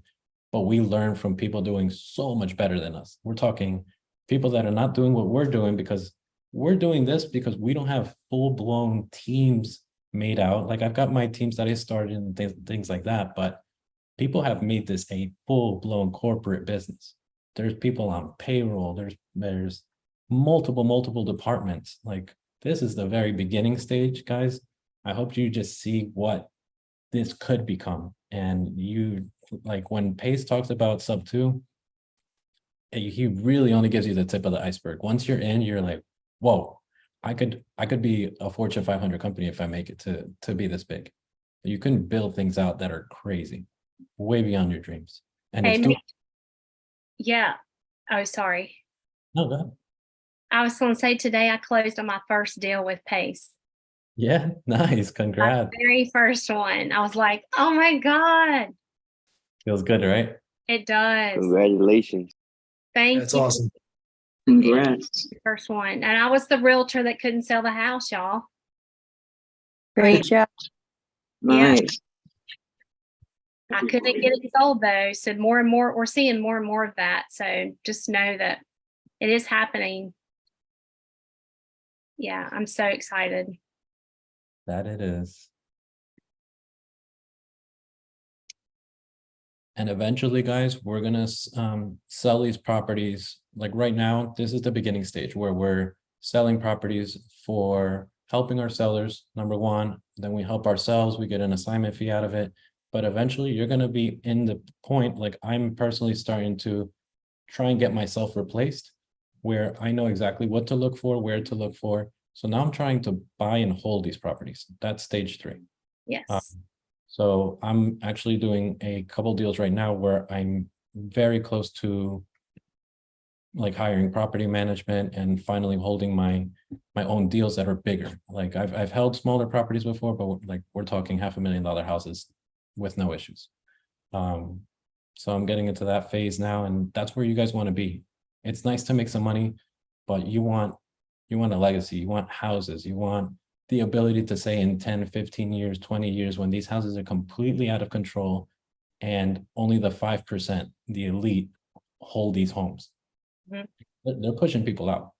If you haven't noticed, I'm going to post up something on my Instagram, but BlackRock and all these companies, they have the GDP the size of most countries, and they're buying up properties. It's a full-blown race to try and get as many of these low interest rate homes as possible over the next couple of years. A full-blown race. It's us against them. Yeah. And they've got cash. So yeah, we're fighting the good fight. Hey, I would make sure everybody knows about Pace's book too. Yeah. Show it up, show it up. Hold on. Let me spotlight you. My goodness, my computer. There you go. Yeah, this is what I do at night. Just read it. Oh yeah, and I reread it. I mean, it's insane the information in here, and now people are saying what I'm reading, so it's starting to stick. But it's taken, you know, even though I'm in real estate, I've never done creative finance, so.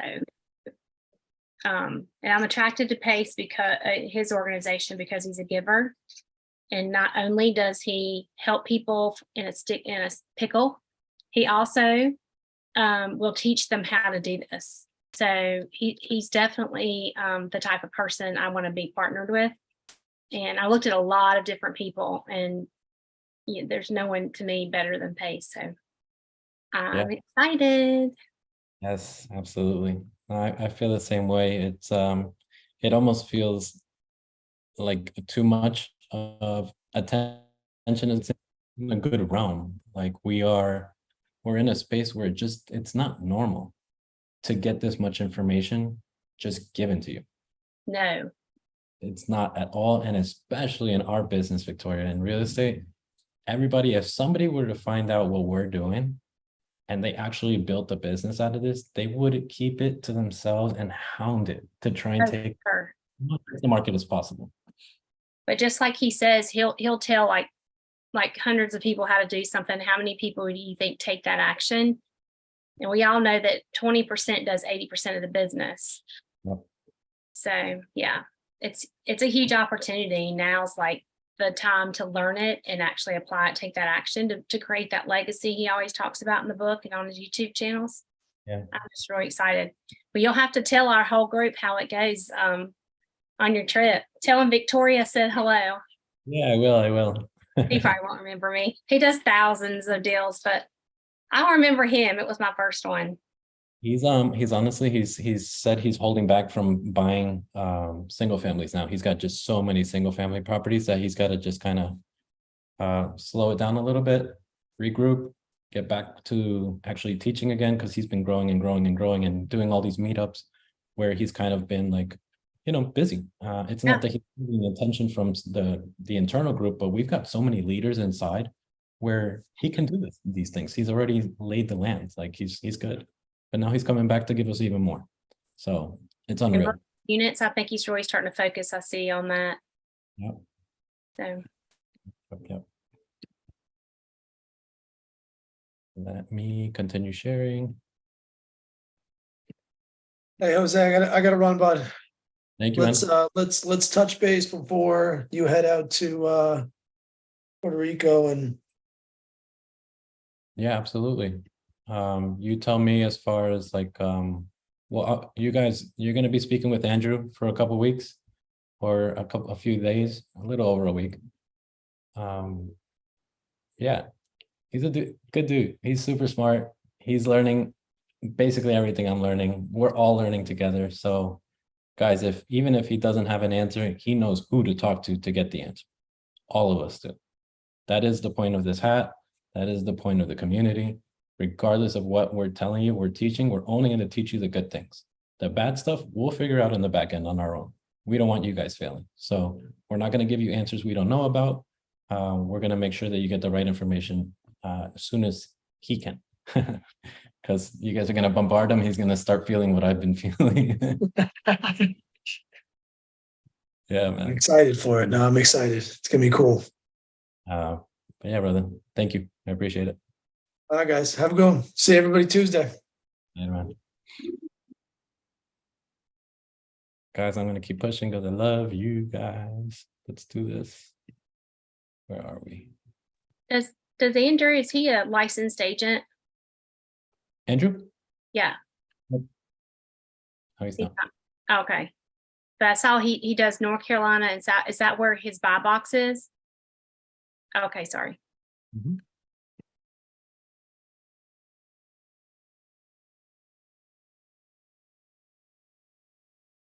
Yeah, Veronica said this is the perfect storm. It truly is. When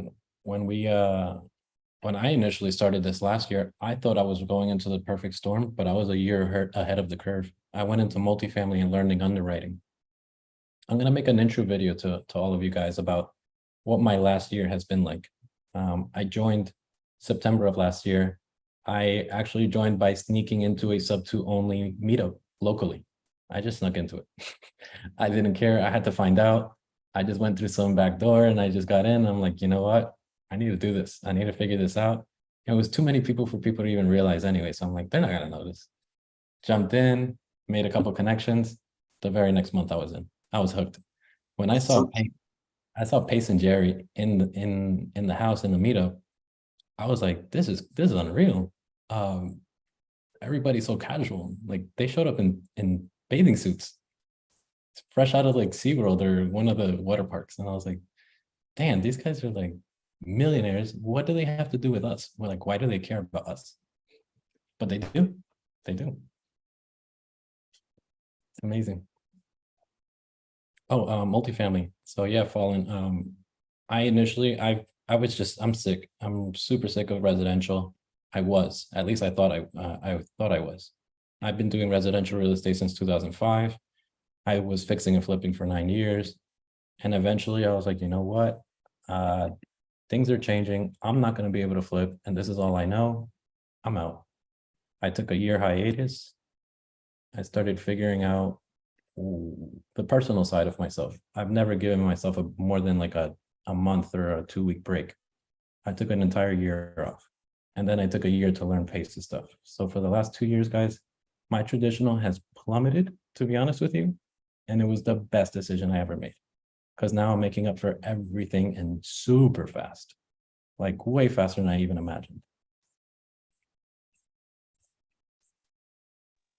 Great job. That whole thank you, man. That whole phrase of like, what is it? Live like most can't, so you can live how most won't, or something like that. That's such a true phrase. It really hit home when SubTo started clicking for me. Because I was literally that guy. I don't do ramen, but I was eating a shit ton of Ritz crackers, I'll tell you that. So Jose, you won't do any more flips anymore, or will you still do? Nope, I won't be doing flips for a little while. The interest rate is too high, so who am I going to sell it to? I'm going to ask for top dollar, and the rate is too high. I don't control the rates. I can't imagine somebody's going to want to pay top dollar for my house that I'm flipping. So for right now, things are just tight. Okay, so basically you're trying to target investors, basically, in that case. Is that right? Nope. For better price. For right now, I'm just trying to buy and hold properties creative because they're low entries. I don't need a $40,000, $60,000, $80,000 renovation and hope to God that I get 100 or 120 on the sale end. It's too unpredictable, and that's not something I like to do. I like true actual figures where I'm coming in low, risk is low, and I could my mortgage is covered. So this is the next best thing. Right. Okay. And now is the best time to do sub-twos, right? Because of the price people bought was over, and then so they're now in underwater, right? Yes. Okay. Thank you.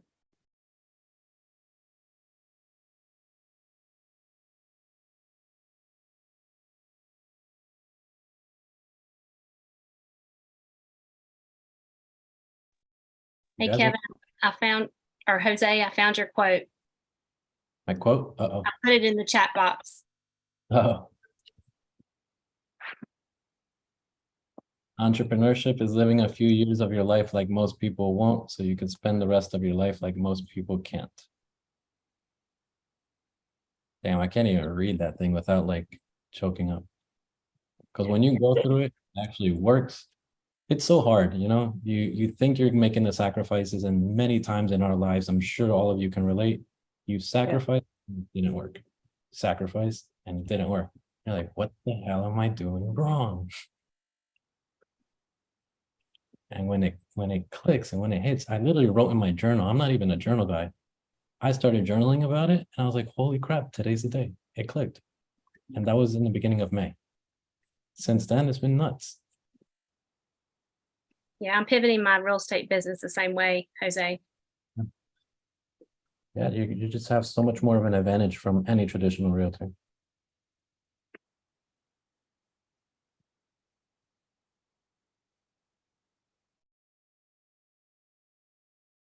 We've got 35,000 in equity on this one.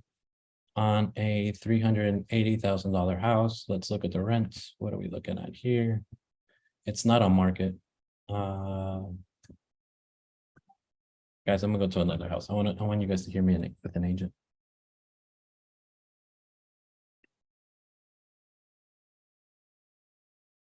Locally here in Orlando, just to let you in on something, guys.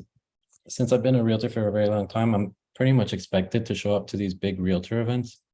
And there's a huge convention right now, probably like 20 minutes from me, where all the big dogs, all the big real estate companies are. And I'd rather be here with you guys, to be honest. I could go around and spin my wheels and network and this and that, but that realm does not take as much action as you guys do. I promise you.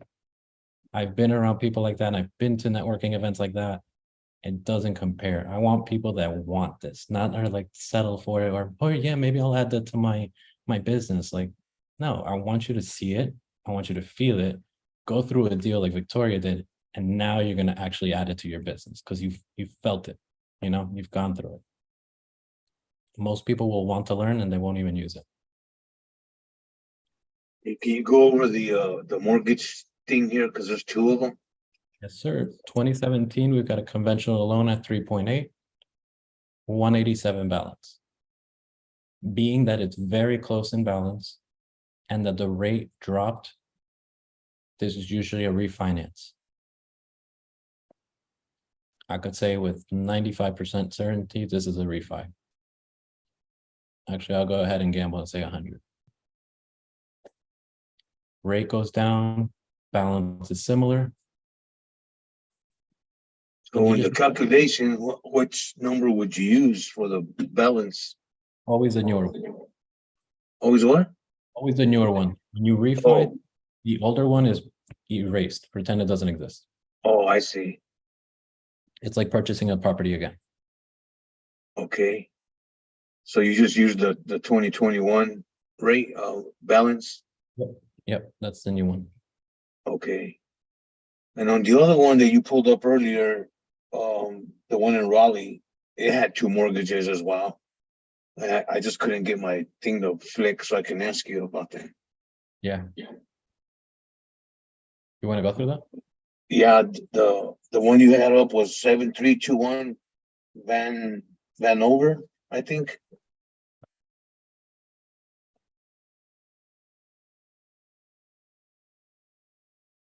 Hoover? Vanover, Okay. yeah. I saw that one had two. Yep, so this one's two. This goes back to I believe I think somebody asked Sandra or something on YouTube what we do with credit lines. We just take it over. It's a $600 payment added to the mortgage from before of 1,100. You got around 1,725. And you want to make sure you cash flow and ask same questions. Taxes and insurance. Is it in there? Is it not? Right. Do the same. So in this case, you would use both balances, and in the other one, you would just use the latest one. Exactly. Yeah. And why is that? What's the Because difference? when you refinance, as in you grab a whole nother loan or the same one, but you're getting a lower interest rate. So the previous balance is completely gone because you do have a new balance when you refi. Oh, I see. So it's So based on- the new refi balance becomes your new current loan balance. right. That's the correct one. Oh, I see. All right. Thank you so much for that. First one. I Great think, Jose, if I may say, I think also, and maybe wrong, but the amount is they add on that closing cost and put it in arrears, and it's just slightly above what the balance was before they refinanced. And that's another way to kind of figure that out, that they refied. Is that right? Exactly right. Okay, so like in this one here, the rate is 6.27 for the 2023 loan balance. Yeah. So would that interest rate of 6.27 be over the 4.5-5% that we're looking for? It is, but on this we can make an exception because it's a lower loan balance. Oh, Now we've got a lower payment. And it's right. basically, let's say, no, I don't want to say that. But yeah, it's a lower balance, so we could take it. Yeah. Remember, in the end, it's all about cash flow. And then in that 612.70 payment, we have to verify that it does include the PITI in full. So usually you're not going to pay taxes and insurance on that. This is your true payment, and it'll be added to this payment instead, the first one. Oh, you still include both payments? Yes, but the taxes and insurance will be added to the first loan, to the main loan that's attached to the house. The refi, the credit line I'm saying, not refi. Yeah. The credit itself is an interest on the money borrowed. Oh, I see. The first loan is interest on the home purchased. Credit line is interest on the money borrowed. On the money for the credit line. I see. And then the FHA usually includes the whole PITI. Most of the time, yeah. Right? Yeah. Okay. All right. It's becoming a little more clear. Thank you. Of course, you're welcome. Hey, Jose. Yes, sir. I was driving before, you mentioned something about short sale, so, usually what I see is the listing price on Zillow is a lot lower what they owe on the mortgage. That's usually like a short sale. Yes. Okay, but they don't list it at all. Doesn't say anything anywhere about short sale. Wow. Okay. If they say short sale, would you buy it? Yeah, I don't see why not. Have you put a contract on a short sale property before? Yes. Have you successfully done one? Has it closed? Be No, honest. I'm not putting the pressure on you. I'm leading to something else. no, that I know I was able to have them keep the house. Actually, no, I was an agent back then. Okay. And I was able to find a buyer. So it was bought by the new buyer. Right. So when you're an agent, you know more than anybody that these are what's the quickest short sale you've seen? Oh, no. We're talking about close to a year. See, I guess I'm conservative at 3 to 4 months. Yeah. No, yeah, no, it's remember, it was just back in 2010. Yeah. It was a lot of short sales. So back then it was also about faxing. So you would do a paperwork, you'd be 60 sheets or 80 sheets, and you would fax it in, and then you call them up to see if they got it, and they say no. So you got to do it again.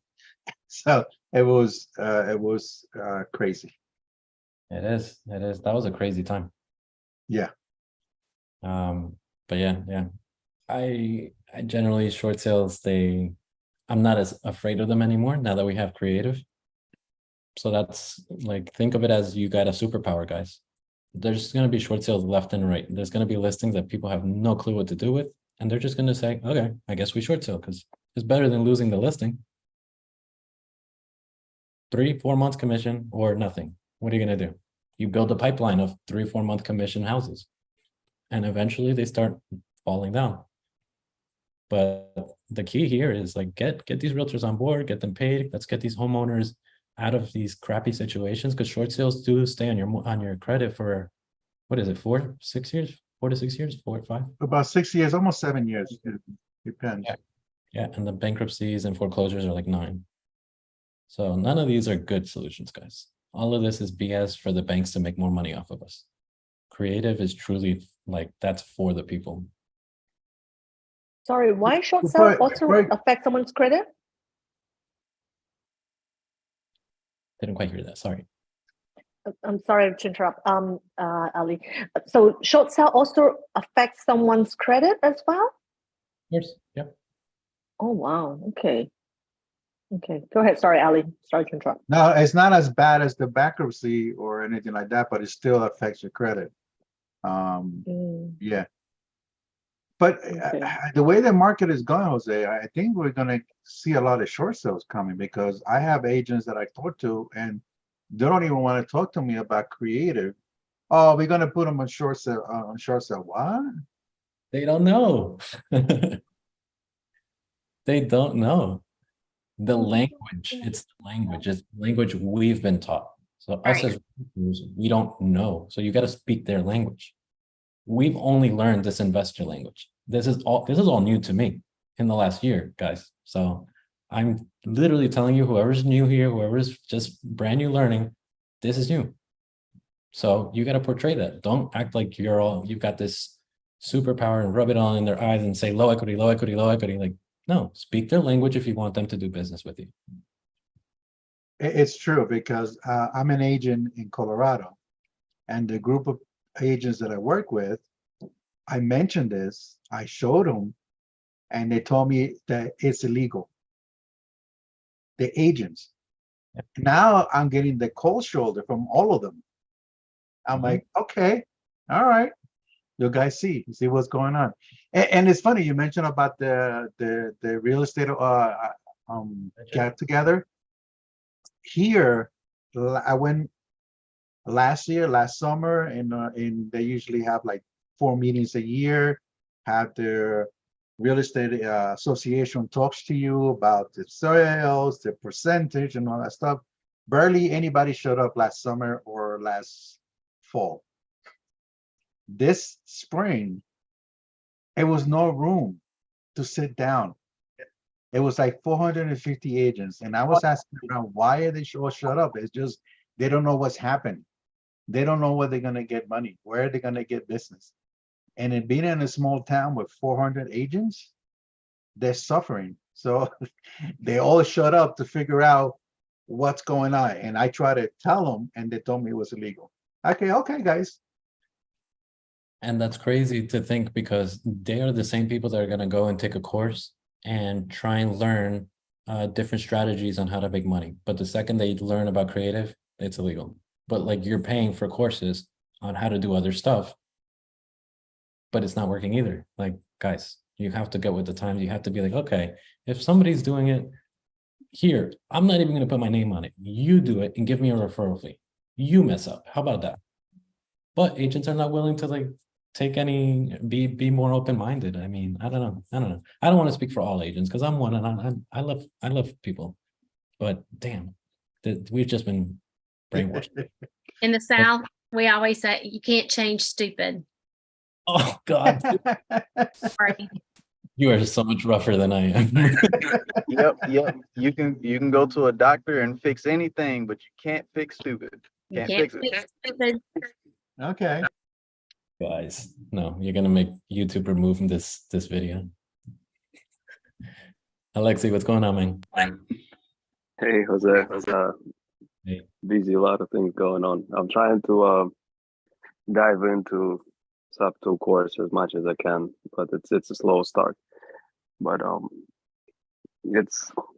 I'm still very optimistic is not even the word. It's just more than optimism. I know that I made the right decision and joined. It just I want to give it full proper attention every time when I'm learning. I want to make sure that I digest. So, but that's not something I wanted to ask you quickly. And I apologize to everyone if it's on a tangent a little bit. You mentioned, Jose, that you were organizing the Orlando get together for SubTo students in October, if I'm not wrong. No. That's oh yeah, for SubTo students, yes, there's going to be a get together. I tried to kind of apply, I guess, or get some information through the portal, but I didn't receive any info. I don't know if you would say there is still a chance to kind of join. I would just get on the site with you and try to get more information from you, if that's okay. Go into your login for the SubTo course. Yeah. Go in there and on, let me go through this with you real quick. That's what I went. Yeah, I went there and I saw there was an announcement for that, so I filled out the form. But it's been a week since I, did it, and I haven't heard back from anybody. You're not going So to. I thought, You submitted the form. That's just getting the head count for who's coming, and it should take you to the Facebook group. got you. Okay. I'll double check if I took that step as well. See you there. Thanks, sir. Thank you. Hi, how's it going? Where does it land? Or do you have an artificial bot? I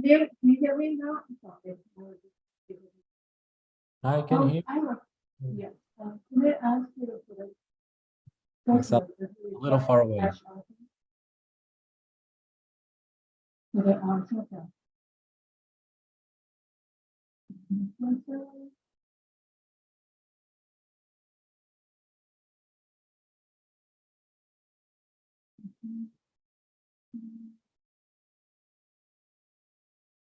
Okay, I'm gonna go to Alexis. Sorry. Alexis, how's it going? Yes, hey, thanks for taking my call, Jose. So this is like really dumb question. Don't say that. Okay, because I understand real estate, but this is one area I can't seem to comprehend. It's regarding the equity. When you're negotiating, why does the seller emphasize, yeah, but I have, so much dollar of equity, and equity is something if you don't use it, it has no value. So why are they making big deal of that? It was like I couldn't comprehend. Can you elaborate on that? I think Victoria said it best. You can't teach stupid. They've got to get educated. They've got to know that the equity is not actually realized until you sell the property and you have the equity in your account and you've paid your fees. That's true equity when it's in your bank account. Yeah. Other than it's just a fake number. Right now, every second of the day, that number is going up and down, up and down, up and down. Just like the market. If you were to invest in a stock, it's going every day up and down, up and down. If you explain it to them that way, maybe they'll see it. But most of the time, people are set on their ways. So then how do you overcome that when you're negotiating, whether it be seller finance or SubTo? How do you have them understand that doesn't really have a value? You know what I mean? Like, how do I? That's why I choose low equity. I could just pay them and it's over. I don't have to think about future equity or like giving a payment on it and fluctuations and this and that. Low equity, that's it. They've got $10,000-$15,000 that they're going to walk away with. I'll give that to you. And I'll give it to you in 2 weeks. That's it. Nothing more to think about. So that's just the money that you're giving them, not because of the sales price. It's just in addition to the money that you're giving them just to get the deal closed. Is that right? Try and frame it this way. Most realtors are going to say, okay, are you going to pay full price? Just say, yes, I am. But we're going to do it this way. We're going to do purchase price is the loan that we're taking over. And then anything additional to that, that is the true purchase price. So anything additional to that in the eyes of when we look at a HUD of an actual settlement statement, we're seeing that these costs are cost of getting the loan. So they're not on top of the purchase price. The purchase price is going to be the loan that you're taking over. And then you've got commissions, closing costs, and what you're getting to the seller. That's all a different line item completely. That's going to be on the debit, I believe, for us, the buyer. Okay. I think I went the wrong way on that one, answering you. Yeah. So with the equity, if you say, yeah, I'm going to just give you that 10,000 of the equity, it's just money aside that you're giving, even though it has no value. Truly. I mean, the more you talk about not having value, the more pissed off they're going to get. Give it to them. Explain it to them, because in the end, they'll see it from the title company's point of view, what you're talking about. And that's going to be later on in the deal. But set the expectation at least, and just have them know, hey, like give me a situation that you're talking about. Well, I've been so I've been listening to a lot of Pace YouTube and then the books and the videos and things like that. And they were in this one scenario where they were negotiating subject to, and then I believe there was about $50,000 equity. And I couldn't understand how to comprehend that, because I thought, well, equity is like really zero value if you don't use it. If you use it, you have to, so that part got confusing. And that's why I was asking about that, because the seller was so adamant about, what about that equity, that 50,000 equity? That's a lot of money, and 50,000 equity. I just couldn't understand that part. Yeah. You explained that this invisible number, we're going to lock it in for you. And we're going to give you a down payment and we're going to pay you monthly on it.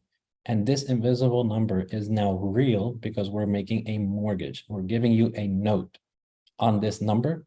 So we're liable for it now. This is no longer an invisible number. This is not make believe. This is recorded with the county. We owe you this money. Just like if it was the bank giving you $200,000 for a house. This is not fake money they're giving you. Like, you owe it to them. Same way we would sellers. So that 50,000, just let them know, yeah, you're not getting it all at once, but we still owe it to you no matter what. We can't sell this property. We can't do anything with this house and get rid of it out of our name without paying you off. So throughout the payment, you are getting that portion of the 50,000 equity. Portion of it. Yeah. Spread out. Yeah. Yeah. So we kick the can down the road with taxes. Okay. Okay, thank you. You're welcome. Let's try this again. Sorry, I muted you. So can you hear me now? Yeah. Okay, sorry, I apologize. Back to that short sale, my question to you is that does it require a cash offer for that short sale? Because they always have bank approved short sale, like for sale of property in California. When when it says bank approved short sale, it just means the lender has okayed the forgiveness of this price. In the end, short sale is the loan being way over the market value. So that difference, the lender that owns that house has to forgive that amount. So just because it says short sale approved, doesn't mean it has to be cash or conventional or FHA. It doesn't matter what it is, as long as they get paid. This is the new number that the bank has forgiven, and this is what they'll take for the house, even if it's less than what they originally gave and lent out. Is that saying for the probate sale too? I guess I contacted a broker in Las Vegas. They were like, it's a probate sale. I asked, have they gone through the core process? And he couldn't tell me anything about it. So what question should I ask? Just ask to speak to the probate attorney directly. Okay. They'll know the payoff. Okay, sorry. Yeah. Thank you. Thank you for answering that. That just drive me crazy. Thank you. Don't go crazy until the weekend. It's too late.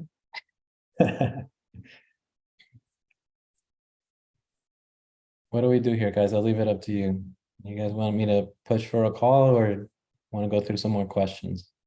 These are all good. I feel like you guys are asking questions like I asked from the beginning, and you're learning a ton. I'm sure you guys are going to be way better now in the next week or two. Let's make some calls. Yeah. All right. I agree. Yeah, make some calls, please. Tired of you talking and talking and talking. Let's go to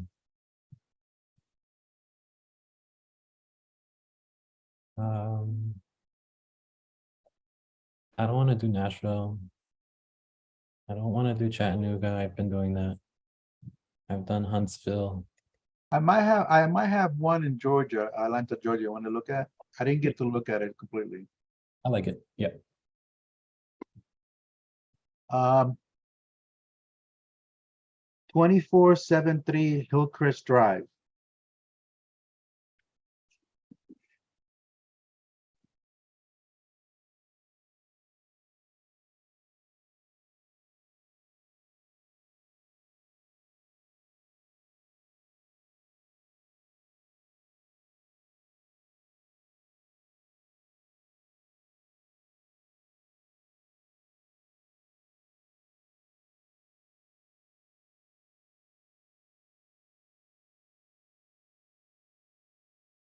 The get speed guy, I don't know if you've noticed, I just pull up the address on Zillow and PropStream, and then I look at the information, because no matter what, I can't do one without the other. So just get that out of the way, pop them both up, and now we look at the information.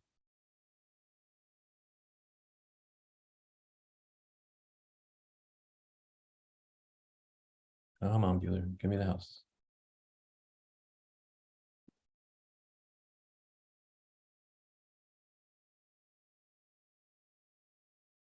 Is it East Point, Georgia? Yeah, I guess so. Is that the house? They look different. 4/2/1596. Yeah, this is it.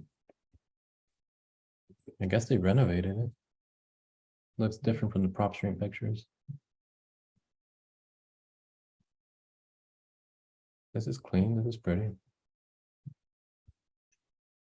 Okay, 43 days on the market. We just listed it last month. Let's go through the numbers. 350 times 0.93. Let's get rid of this loan balance and see what we got left. 270, we got 55 and then at 55, I know we're way over the 8%. Yeah, that's probably, yeah, I'm sorry. I gave you the Don't be The sorry. wrong one. I have another one.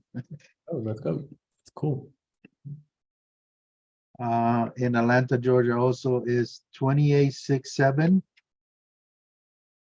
Catherine, Kathryn Circle. Are you sure it's with a K? Yeah, Oh, got it.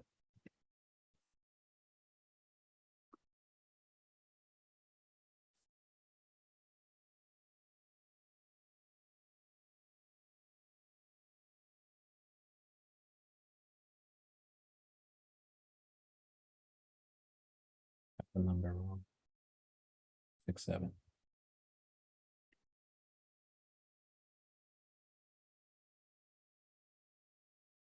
Bingo. You guys, if you notice this, every time you look at the low equity or the estimated equity, it'll be low. You'll know we're getting close. It's not definitive, but just know that your numbers are probably going to come out good. So it's listed for 279 under the estimate of 293. Times 0.93, we've got 260.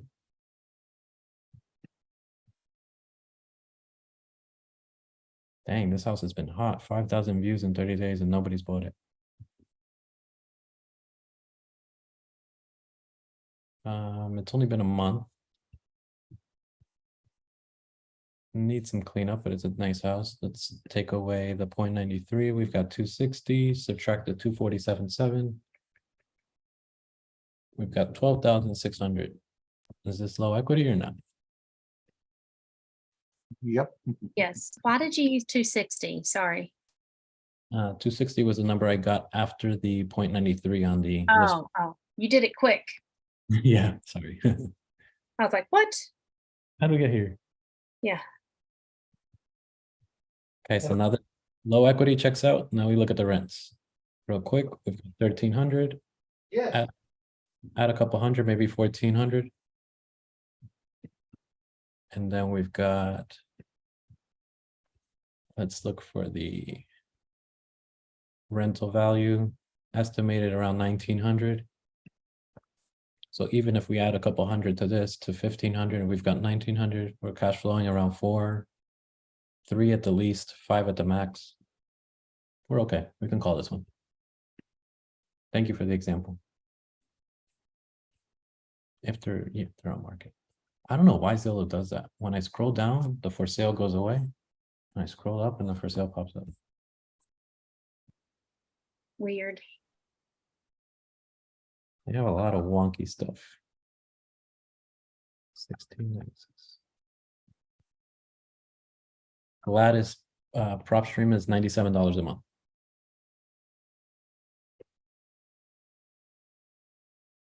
And if you have something in Lincoln, Nebraska, bring it on.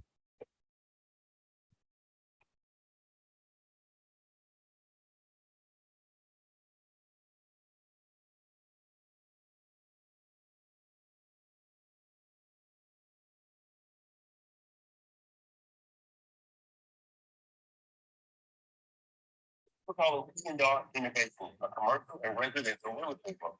If you're an agent checking availability on one of our properties, all statuses in MLS and FMLS are current and up to date. If you're a buyer or seller looking for our assistance in purchasing or selling the property, you can leave us your name, number. No thanks. You're treating me like a number.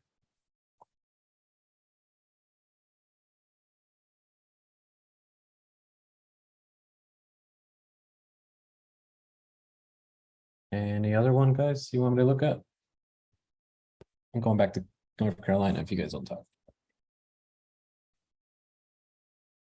I've got one I found in North Carolina. What part? It is in Wade Avenue. It's 2618 Wade Avenue in Raleigh. It's been on the market for 107 days. It's near the hospital, so I think this would qualify for one of those room rentals, so you get more money. How do you spell it? Oh, Wade, W-A-D-E, Wade Avenue in Raleigh, 2618. Yeah, 2618, yeah.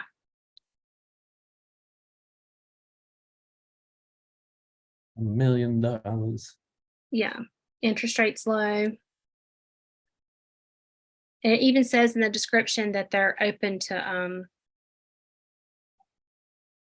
oh shoot, that's not the one. Yeah, that Wade one was the one that said they had an actual loan and they really didn't.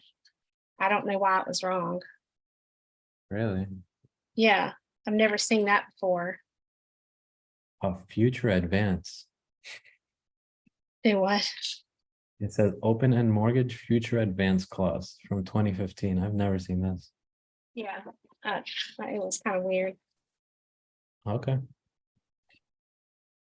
Oh wait, got it. How do I feel about the Cincinnati market? I feel like I would like to learn some more.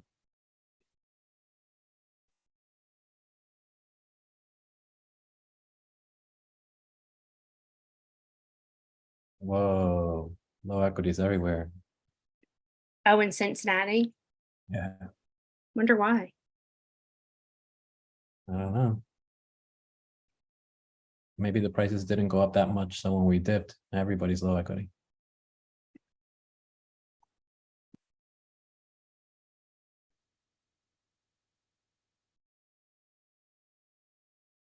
Don't copy me, guys. I'm gonna try something different.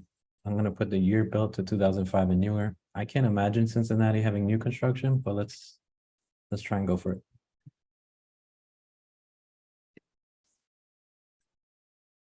Everywhere's got new construction, right?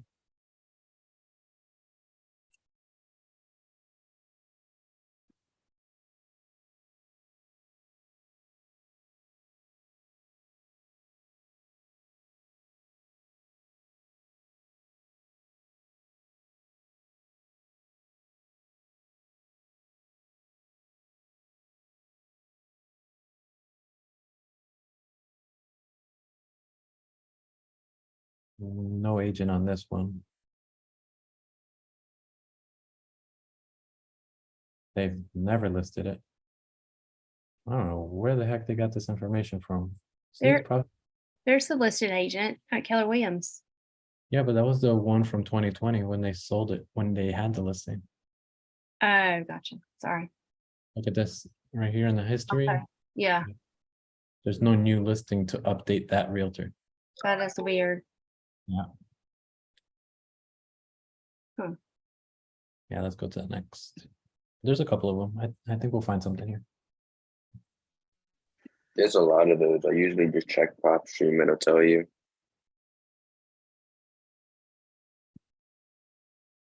I didn't hear you. What was that? You could check prop streams for when it was listed. Yeah, I got you. I just don't, I mean, if prop stream's off sometimes, look, it says status date 04/23 for sale. Okay, let's find out if it's true. Where is it? You know? What? So like prop stream, I don't know where they're getting their data from or where they're pulling this listing from. For 30 days on the market. Isn't the agent information down, keep on going down? A lot of times I'll get the, oh, Make a Alright. call. You know what? This would be a great test run. Let's find out if this is real. it's weird.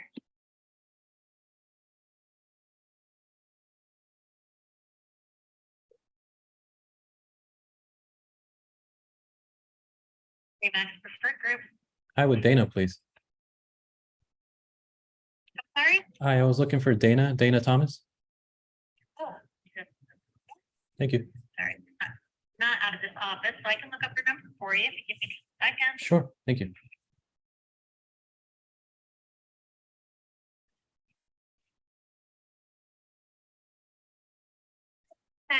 Thanks.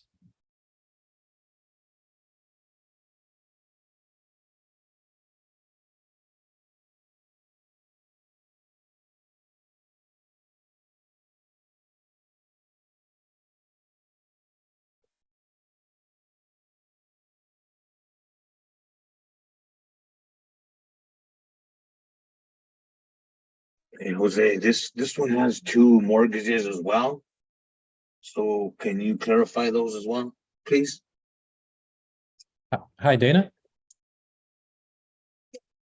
Hi, Dana. I'm calling about the property at 10155 Arnold. Do you still have that listing? It is not currently on the market. Oh, okay. I'm sorry.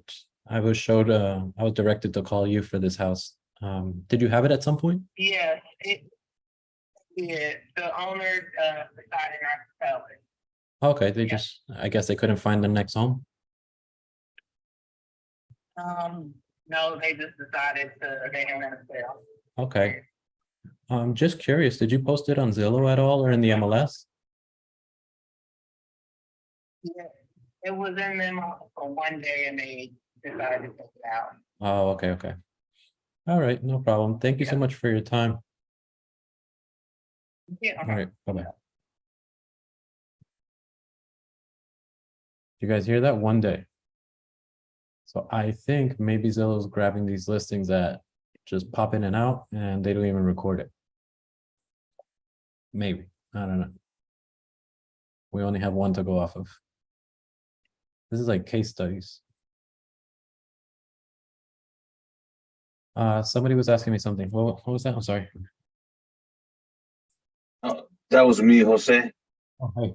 On this property you just went over, it had 2 mortgage listings. And I just wanted to see if you could go over it and clarify it. Look at the interest rate. Okay. As soon as it drops, you know it's a refi. And look over. Oh, got Almost you. balance. The closing cost was added to the end, like Victoria said. Okay. Thank you. You're welcome, man. I am So in this case, we would just go off the 2020 balance. Yes. Got it. Thank you. Welcome. If you have some time, I did find that house near the hospital at UNC. Go Whenever for it. you finish. No, that's it. Let's go ahead. 114. And the name of it is Marin, Marin Drive in Chapel Hill, North Carolina. And while you're looking that up, why did you say you're looking for Lincoln, Nebraska? What's going on in Lincoln, Nebraska? Somebody in YouTube just said I have a property in Lincoln, Nebraska. Oh, I was like, is something going on? I started Googling it. I was, what's going on in Lincoln, Nebraska? Yeah. I don't know. Your guess is as good as mine. Rogelio, we've got a couple of the same situations here. 5.7 dropped to a 2.8 a couple of years later. Well, a while later. So this was a refi and they took some money out. Look how the loan balance jumped up. Oh, wow. That's how you know it's a cash out refi. I see. Awesome. There's some refis that are just for the interest rate that go down, and other refis you pull some money out, equity. They probably paid off debt. Yep. Yeah. All right. Thank you. There's so many different scenarios, guys, that you're just gonna get this by trying, looking, and asking. You're gonna repeat the same question, be like, "Oh yeah, I asked that." Don't worry about it. It's just repetition. Yeah, that's why I'm asking, because I'm seeing some of the same things and then the other things are new. And I'm picking it up as we go. So thank you. Of course, man, you're doing great. Appreciate that. So in the description, you'll see that he's open to seller finance, but he's asking for a percentage of like 12. I want to say I read 12% or something. So I thought that would be a good one for everybody to look at, the MLS details. 300,000. It's just high equity, really high equity. Okay, so teach me what I should have seen. I don't know how you search for this lead in the first place. How'd you find it? PropStream. Oh. But it says that he's willing to do seller finance.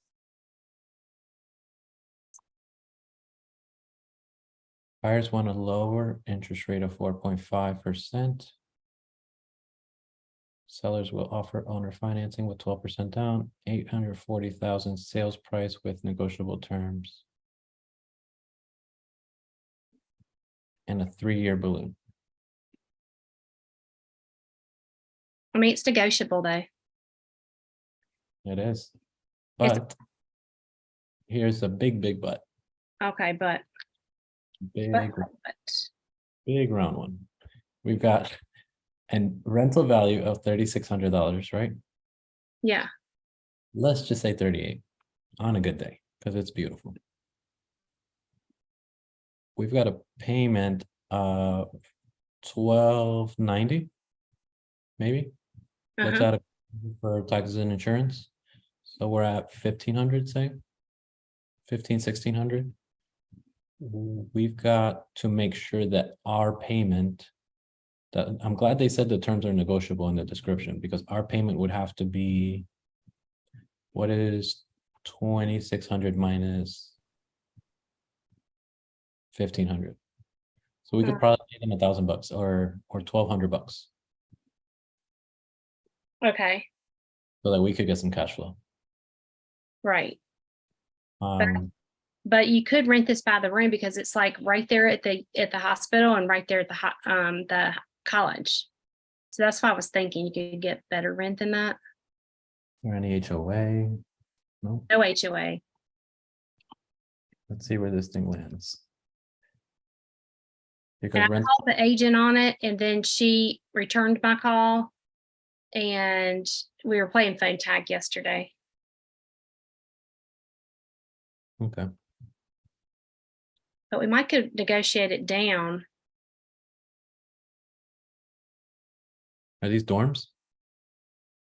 No, I don't think so. Oh, That's- that might be. The square housing. I was thinking the traveling nurses would be a great fit for that one. Okay. We're known for hospitals and universities. Yeah. I feel like if we were in this section here, we'd probably go for a good midterm rental, but being that we're on the other side of this highway, it probably changes things. Yeah, it's like 5 minutes from the hospital.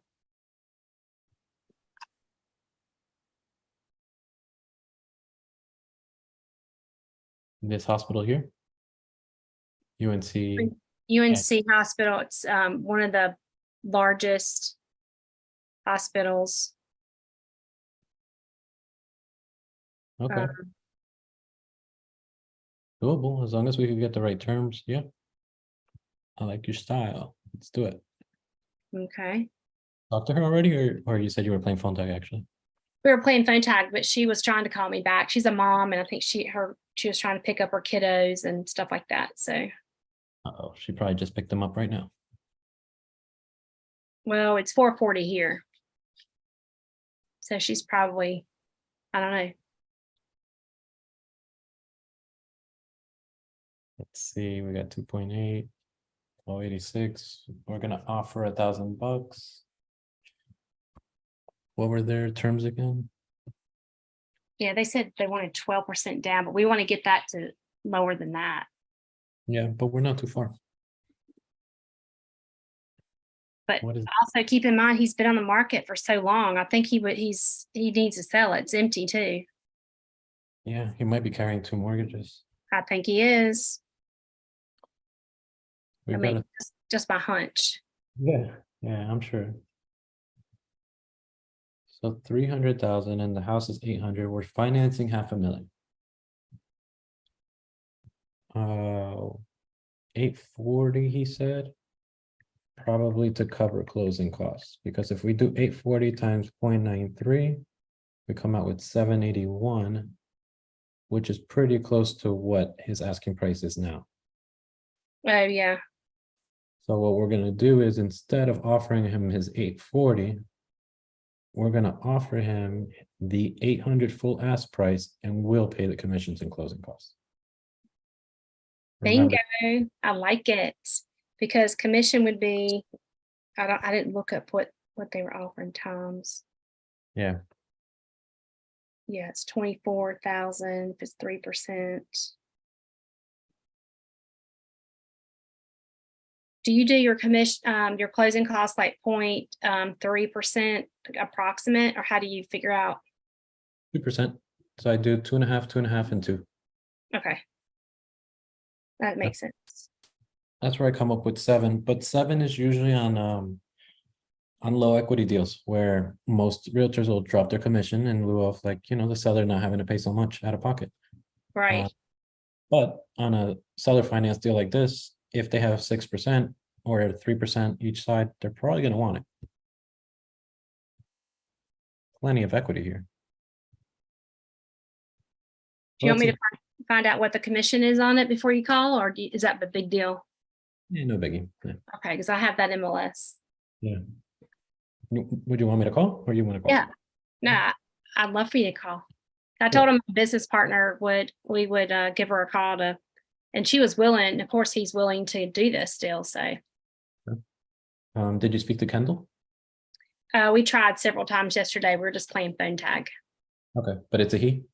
Her, it's a girl. Okay. And at this phone number? The one on, yeah, that one. That's it. Okay. That's the one I called. See I how it called goes. you a business partner, so just so you know.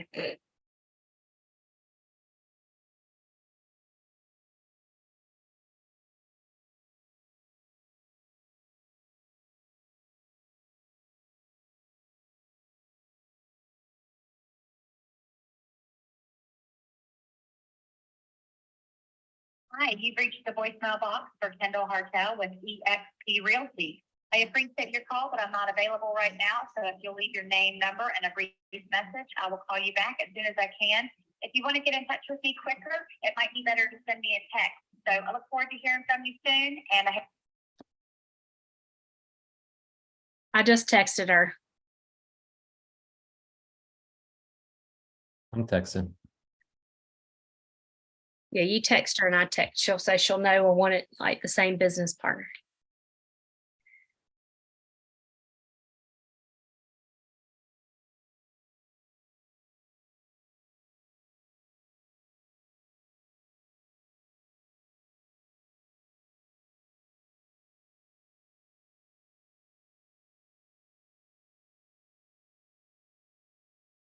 Oh, she said she could take a call. Yeah. I'm gonna have her call me. Yes. I'm sure she'll call back.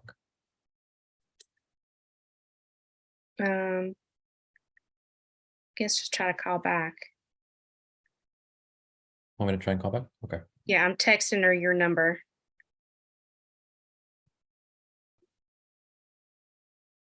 I texted her, hey, Victoria, this is Jose, my partner. Oh my God, that's why I called her Victoria instead of Kendall. It's okay. It's all good. Yeah, she doesn't care. She just wants to sell the house.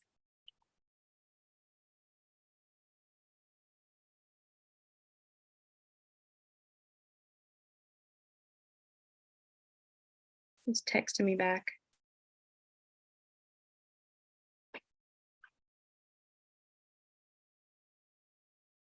hello? Hi, Kendall. Yes. Hey, this is Jose. My partner Victoria asked me to give you a call. Did you speak to her a little You yesterday? guys have, I don't know if you have an automated text service, but the last couple texts that you guys have sent look like spam, just so you know. Because it says, hi, Victoria, my partner Jose is trying to get in touch with you, just so you know. And I'm not Victoria. I know that's your partner. I'm Kendall. Yeah. That's what it says in the text. Yeah, I'm just dyslexic at this point of time in the afternoon. So what's up? Yeah, I mean, I love the house. I'm sure she told you about 114 Marin. She's not too far from it also. We kind of like it just because of it's pretty much, it looks rent ready for the house. What we do is I like to rent the properties or possibly do like assisted living, midterm rentals, things like that. Do you think I would need to renovate the property at all to just get it up to par? I'm so curious as to what this really is, but no, you would not need to renovate. Okay. And it says in the description, you guys are open to seller financing? Yes, Okay. Is that something they're still open to or no? yes. Okay. You seem very leery. Let's answer some questions. I'm a real human. Your number comes from Winter Park. Her number comes from like Greensboro area. It's very, and I don't know. I mean, if you're a realtor, you know, we get spam all day long. So I'm just Tell me about it. very leery. That's why I picked up on it. I'm like, yeah, you sound like me when I'm getting a million calls. But no, I mean, Yeah. we like the house. I'm a real person. So like you want to live in it? You want to invest in it? Like, what do you mean we? No, and me and Victoria would probably pick it up to rent it out. She knows the area way better than I do, but I know seller financing in terms. So we kind of just, partner off each other and help each other out with these things. But you're telling me the house doesn't need any updates? Go ahead. It does not need any repair, no, but Okay. the seller financing that we're offer is a little bit different than what you're probably thinking because my clients do not own the house outright. So it would be through an attorney that we've chosen here would work the deal with us. No problem. And so I don't know if you guys normally do seller financing where it's completely the mortgage has been paid off and it goes that way or what? No, not necessarily. So we actually prefer situations like this because what we do, obviously we'll do it through your attorney if that's your preferred person. But we do something called subject to. So we take over the loan that's in place and then we seller finance the equity that's there. It looks like about $500,000, right? In equity. It looks like the loan is 300, just from what I'm seeing. Yes, Yeah. approximately. But with the seller financing, they weren't looking at 800, they were looking at more than that, but yeah. Yeah, and I completely understand that they're wanting more because the normal route is with seller financing, the seller would pay for the closing costs and obviously your commission and our commission. But we kind of switch the roles on that just to make sure that the seller gets the best offer possible. So we pick up the closing costs and we pay your commission. And we don't need representation really, especially if we're doing it through an attorney. So we're perfectly comfortable with closing with them, whoever you pick, and we'll alleviate the cost. And that way we could keep it at the 800 instead of bumping it up for no reason. And still we'll take that money off and still fully seller finance the $500,000 he's looking for. But their goal in doing seller financing would be to make more money because if they're not going to sell it for what they want to sell it for right now, then they will just rent it out. So like the benefit for seller financing is you get a lower interest rate. And so the seller's not getting anything from the buyer if they're charging $800,000, which is what they're going to have to use for a conventional loan. But if my clients, the sellers, can get 830, 840, then it benefits them to do seller financing and offer the 4.5%. I don't You know mind. what I'm saying? Like I don't mind going up to the 8. yeah, you tell, okay. I don't mind going up. Okay. If we go up to the 840 and you guys ask for 4.5 interest rate, now we're basically going up to about 1.1, 1.2 million. Whereas it just depends on how you guys want to go about it. It's truly the same thing to me. If we do that high, we're going to do a 0% payment because we're going to give you the interest up front, right? On the purchase price. I just need to understand it because I'm confused. No, it's okay. If your list price is 800 and the seller wants some more, they want to make money if they're going to sell their finance. Nobody does it for free. Perfectly normal. So I can understand if they want to go up to 840, that's fine. We'll do that, but we can't be paying 4.5 interest rate on the payments because now we're going from 800, we're going up to 840 and then interest on top of that 40,000. But if they're willing to give us the 840 and we seller finance 540,000, and that's just like a principal payment, perfectly fine with us. We have no problem with that.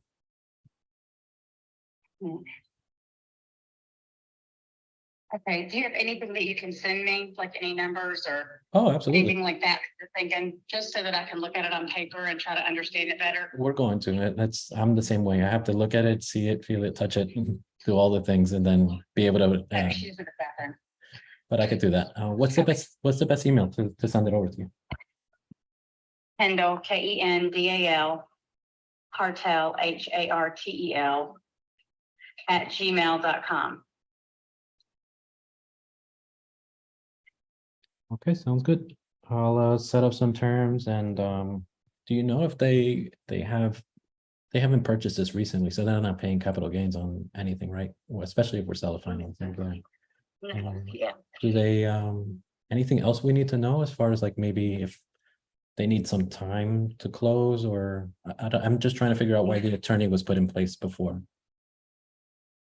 Well, because the attorneys that I normally work with on seller financing, they want to work with a deal where the home is completely paid off, and this one wasn't. So I got an attorney who would do it and who would hold basically an escrow account, and so the money is actually paid into there, and then that money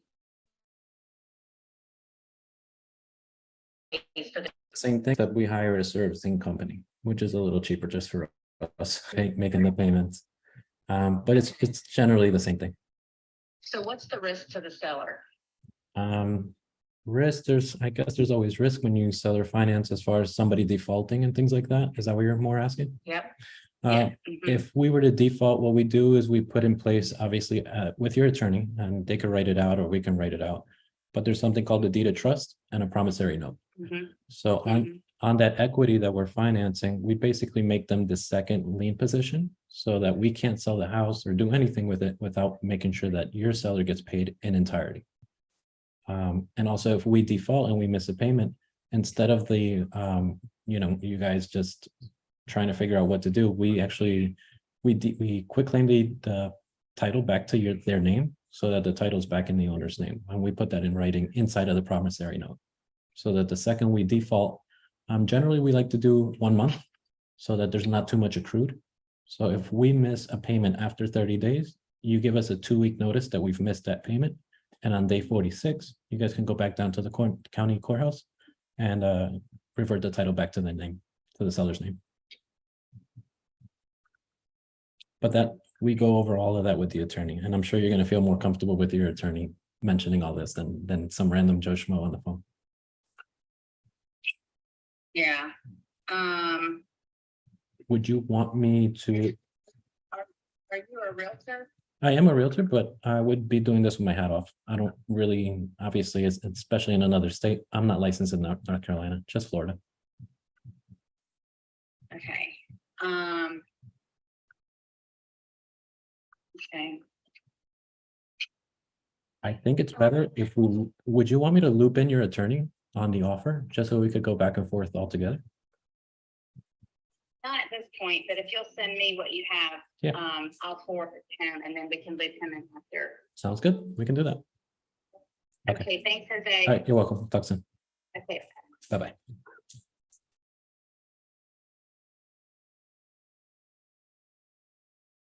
Questions, comments, concerns? She's concerned she's getting scammed. Yes, she was. Yeah, Wouldn't it be weird if she wasn't concerned? it would be actually. Yeah, she's doing a good job. She's a good realtor. At Mhm. least she's open and she's talking. This is exactly the type of person we want. We want someone that's like, I don't know about this. Let's get an attorney on board. Cool, no problem. Because if they're open to have a conversation like we just had, and they have the backing of an attorney that they get to pick, the attorney's going to confirm what we say. We've got the power. We know exactly what we're doing. That attorney's going to verify everything we're saying, and we're in. Yep. I would consider this 85% of the way. Yay. So when we send, we didn't talk about the balloon. Gladys over in YouTube is asking, is the balloon too soon? So yeah, there is a 3-year balloon that they're talking about. But once we put, we kind of go over what our game plan is as far as us making money, they'll understand that 3 years is too short. We're going to put it in terms where like, how in the world are we going to make up enough money in rental profit to be able to pay a $500,000 loan in 3 years? Right. Doesn't make sense. And they'll understand that. Good job, Jose. Thank you. You got the proof in the pudding. No, that was good. A little back and forth. I kind of got a little tongue twisted if you heard that, but you just keep going. You just got to keep pushing. She was one of those strong Southern realtors. You Yeah, could tell that, right? yeah, absolutely. Yeah. Don't mind it at all. Those are the phone calls that actually push you to be better. Yeah, exactly. You guys are expecting a lay down and be like, yeah, up to my house. I want to create a finance offer. Do you know pace? You will never get that. These are the conversations you need to have, guys. So just so I can you hear me? Yes. Oh, okay. Just so I am clear. So then what you're doing is you're going up on a price from 800 to 840, but now you're actually going to not pay any interest, the 4% they're asking for. And then you're going to push out that balloon because that's a lot of money in short time. How far would you push that balloon out to? 10 years? 5 years? I'm going to say 10. The attorney's going to say I'm ridiculous, and then we're going to land around 7 or 8. 7 or 8. Okay. And then yeah, and then you make the third party service where you make that arrangement where the third party makes the monthly mortgage payment. They get notified via email saying the payments are made, so they don't have to worry about that. Are there any down payments? They wanted 12% down, right? Right. Did we even go over that? I forgot. I blacked out. I don't even think, I think she was trying to figure out if we were scamming her, but that she forgot about the 12%. We forgot about everything, guys. I hope Yeah. you realize, like, most people, they put up terms and they have their terms and the way they want to do things because what is it? Like, think mindset wise, forget business. This is you puffing your chest and saying, I know things. I know how to do this. I'm not the mortgage, but I know how to do this. And this is the way you do it. They're puffing up their chest to make sure that there's no frauds coming their way. Yeah. Okay. So now you come in as a legitimate person, not being pushy, being okay with them using their title company. And that puff goes down and they're like, oh, okay, I don't need to like talk about all this. And now you're going to realize that those terms that they placed at the beginning is just a filtering mechanism to have good people come in and place a decent offer. Yeah, that can validate. And that's what she wanted, was validation. So at what point will it not make sense for Victoria to take on this transaction? Because she has to make money, of course. Absolutely. So the cash flow has to work. We want to make sure that the seller does not ask us for a $2,000 or $3,000 a month on this $500,000. Okay. You got to keep the monthly payment low. Mm-hmm. So that's the main goal. Keep the monthly low. And then, sorry, go ahead. Yeah, regardless of interest, I was saying, that's our goal. Yeah. And then keep the down payment to minimal or no down payment. And then to have the balloon to be further out. So there's that back and forth negotiation to be had here, right? Okay. Yes. Great stuff. Good job, Jose. Good job. Yeah, guys. I'm not good with compliments, if you haven't noticed. Really good job. Thank you. Thank you, guys. Geoff, what's up?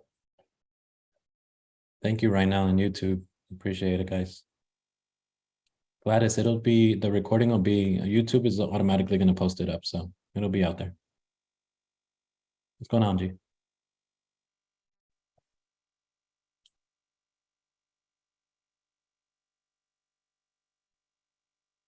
Geoff.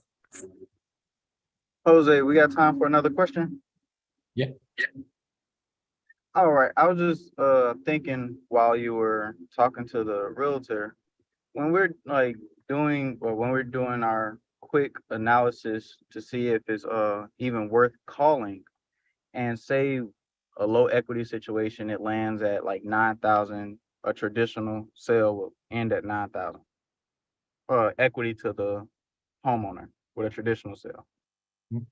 Do we not start the conversation with, but more put that number out there? Like, I do see with like a traditional sale, the homeowner will net around 9,000 would they be open to a offer where they could possibly net more? Like, is that a opening conversation or a second phone call type conversation? No, you can set the expectation on the first conversation. Okay. All right, because well, me never being a realtor and not having much, experience with this process, it kind of makes me wonder what's appropriate to ask the realtor and what's like a little too intruding on their privacy and stuff like that. Like, what's appropriate to the realtor and what's kind of like figure it out later on. I guess is what I'm getting at. I know exactly what you mean. It depends on the personality of the agent. So there's a lot of agents that are very afraid to ask the seller what all this information is that we're going to be asking. Most of the time, we're just there to sell the house. So we don't really need the information of an interest rate, a loan balance, a mortgage payment. That's not things that were taught to us to get this information in order to put a house for sale.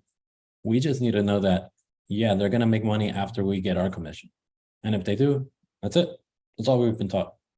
So if you get the personality, that's the type of agent that's more realistic and they're willing to tell these sellers something they're not looking to hear. There's so many times where I've seen listings out there where the agent, it's super clear that the agent just said yes to get the listing, and the value of the house, the list price, is way higher than the market value. That will tell you that that was an agent that probably didn't push the seller to tell them, hey, you're a little out of your mind, and just be willing to have that upfront conversation. Instead, they just, they accept it and they put their name out there. There's agents out there that get business like that, overpriced listings and things like that. Your name's out there. It's kind of like what Trump does. He does good marketing. The more you put your face out there, the better it is. But it depends on the agent, how much information they've asked. If I've found that people like the one I just had, she's the type to ask more questions to a seller and dig in a little more to find out how she can sell the property better. She was a very smart agent. Somebody else that asked me different types of questions probably hasn't asked the right questions to the seller. Get a feel for it. That's all I can say. I don't know if I'm explaining it right, but it's more of a feel.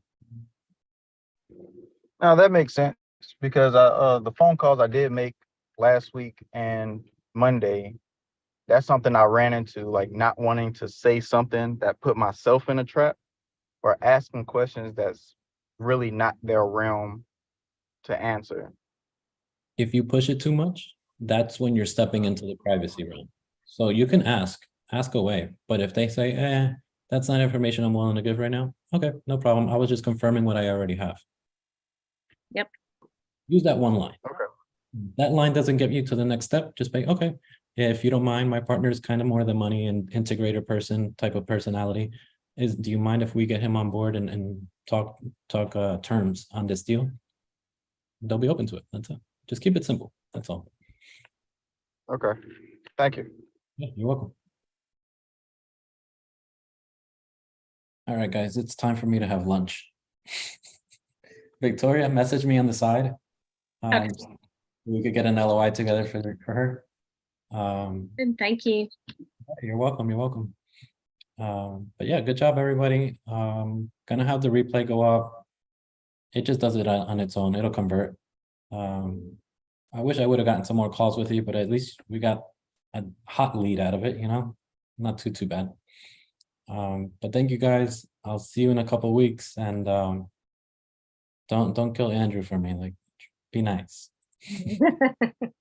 Be safe out there, Jose. Thank you. Enjoy your vacation. Enjoy your time away.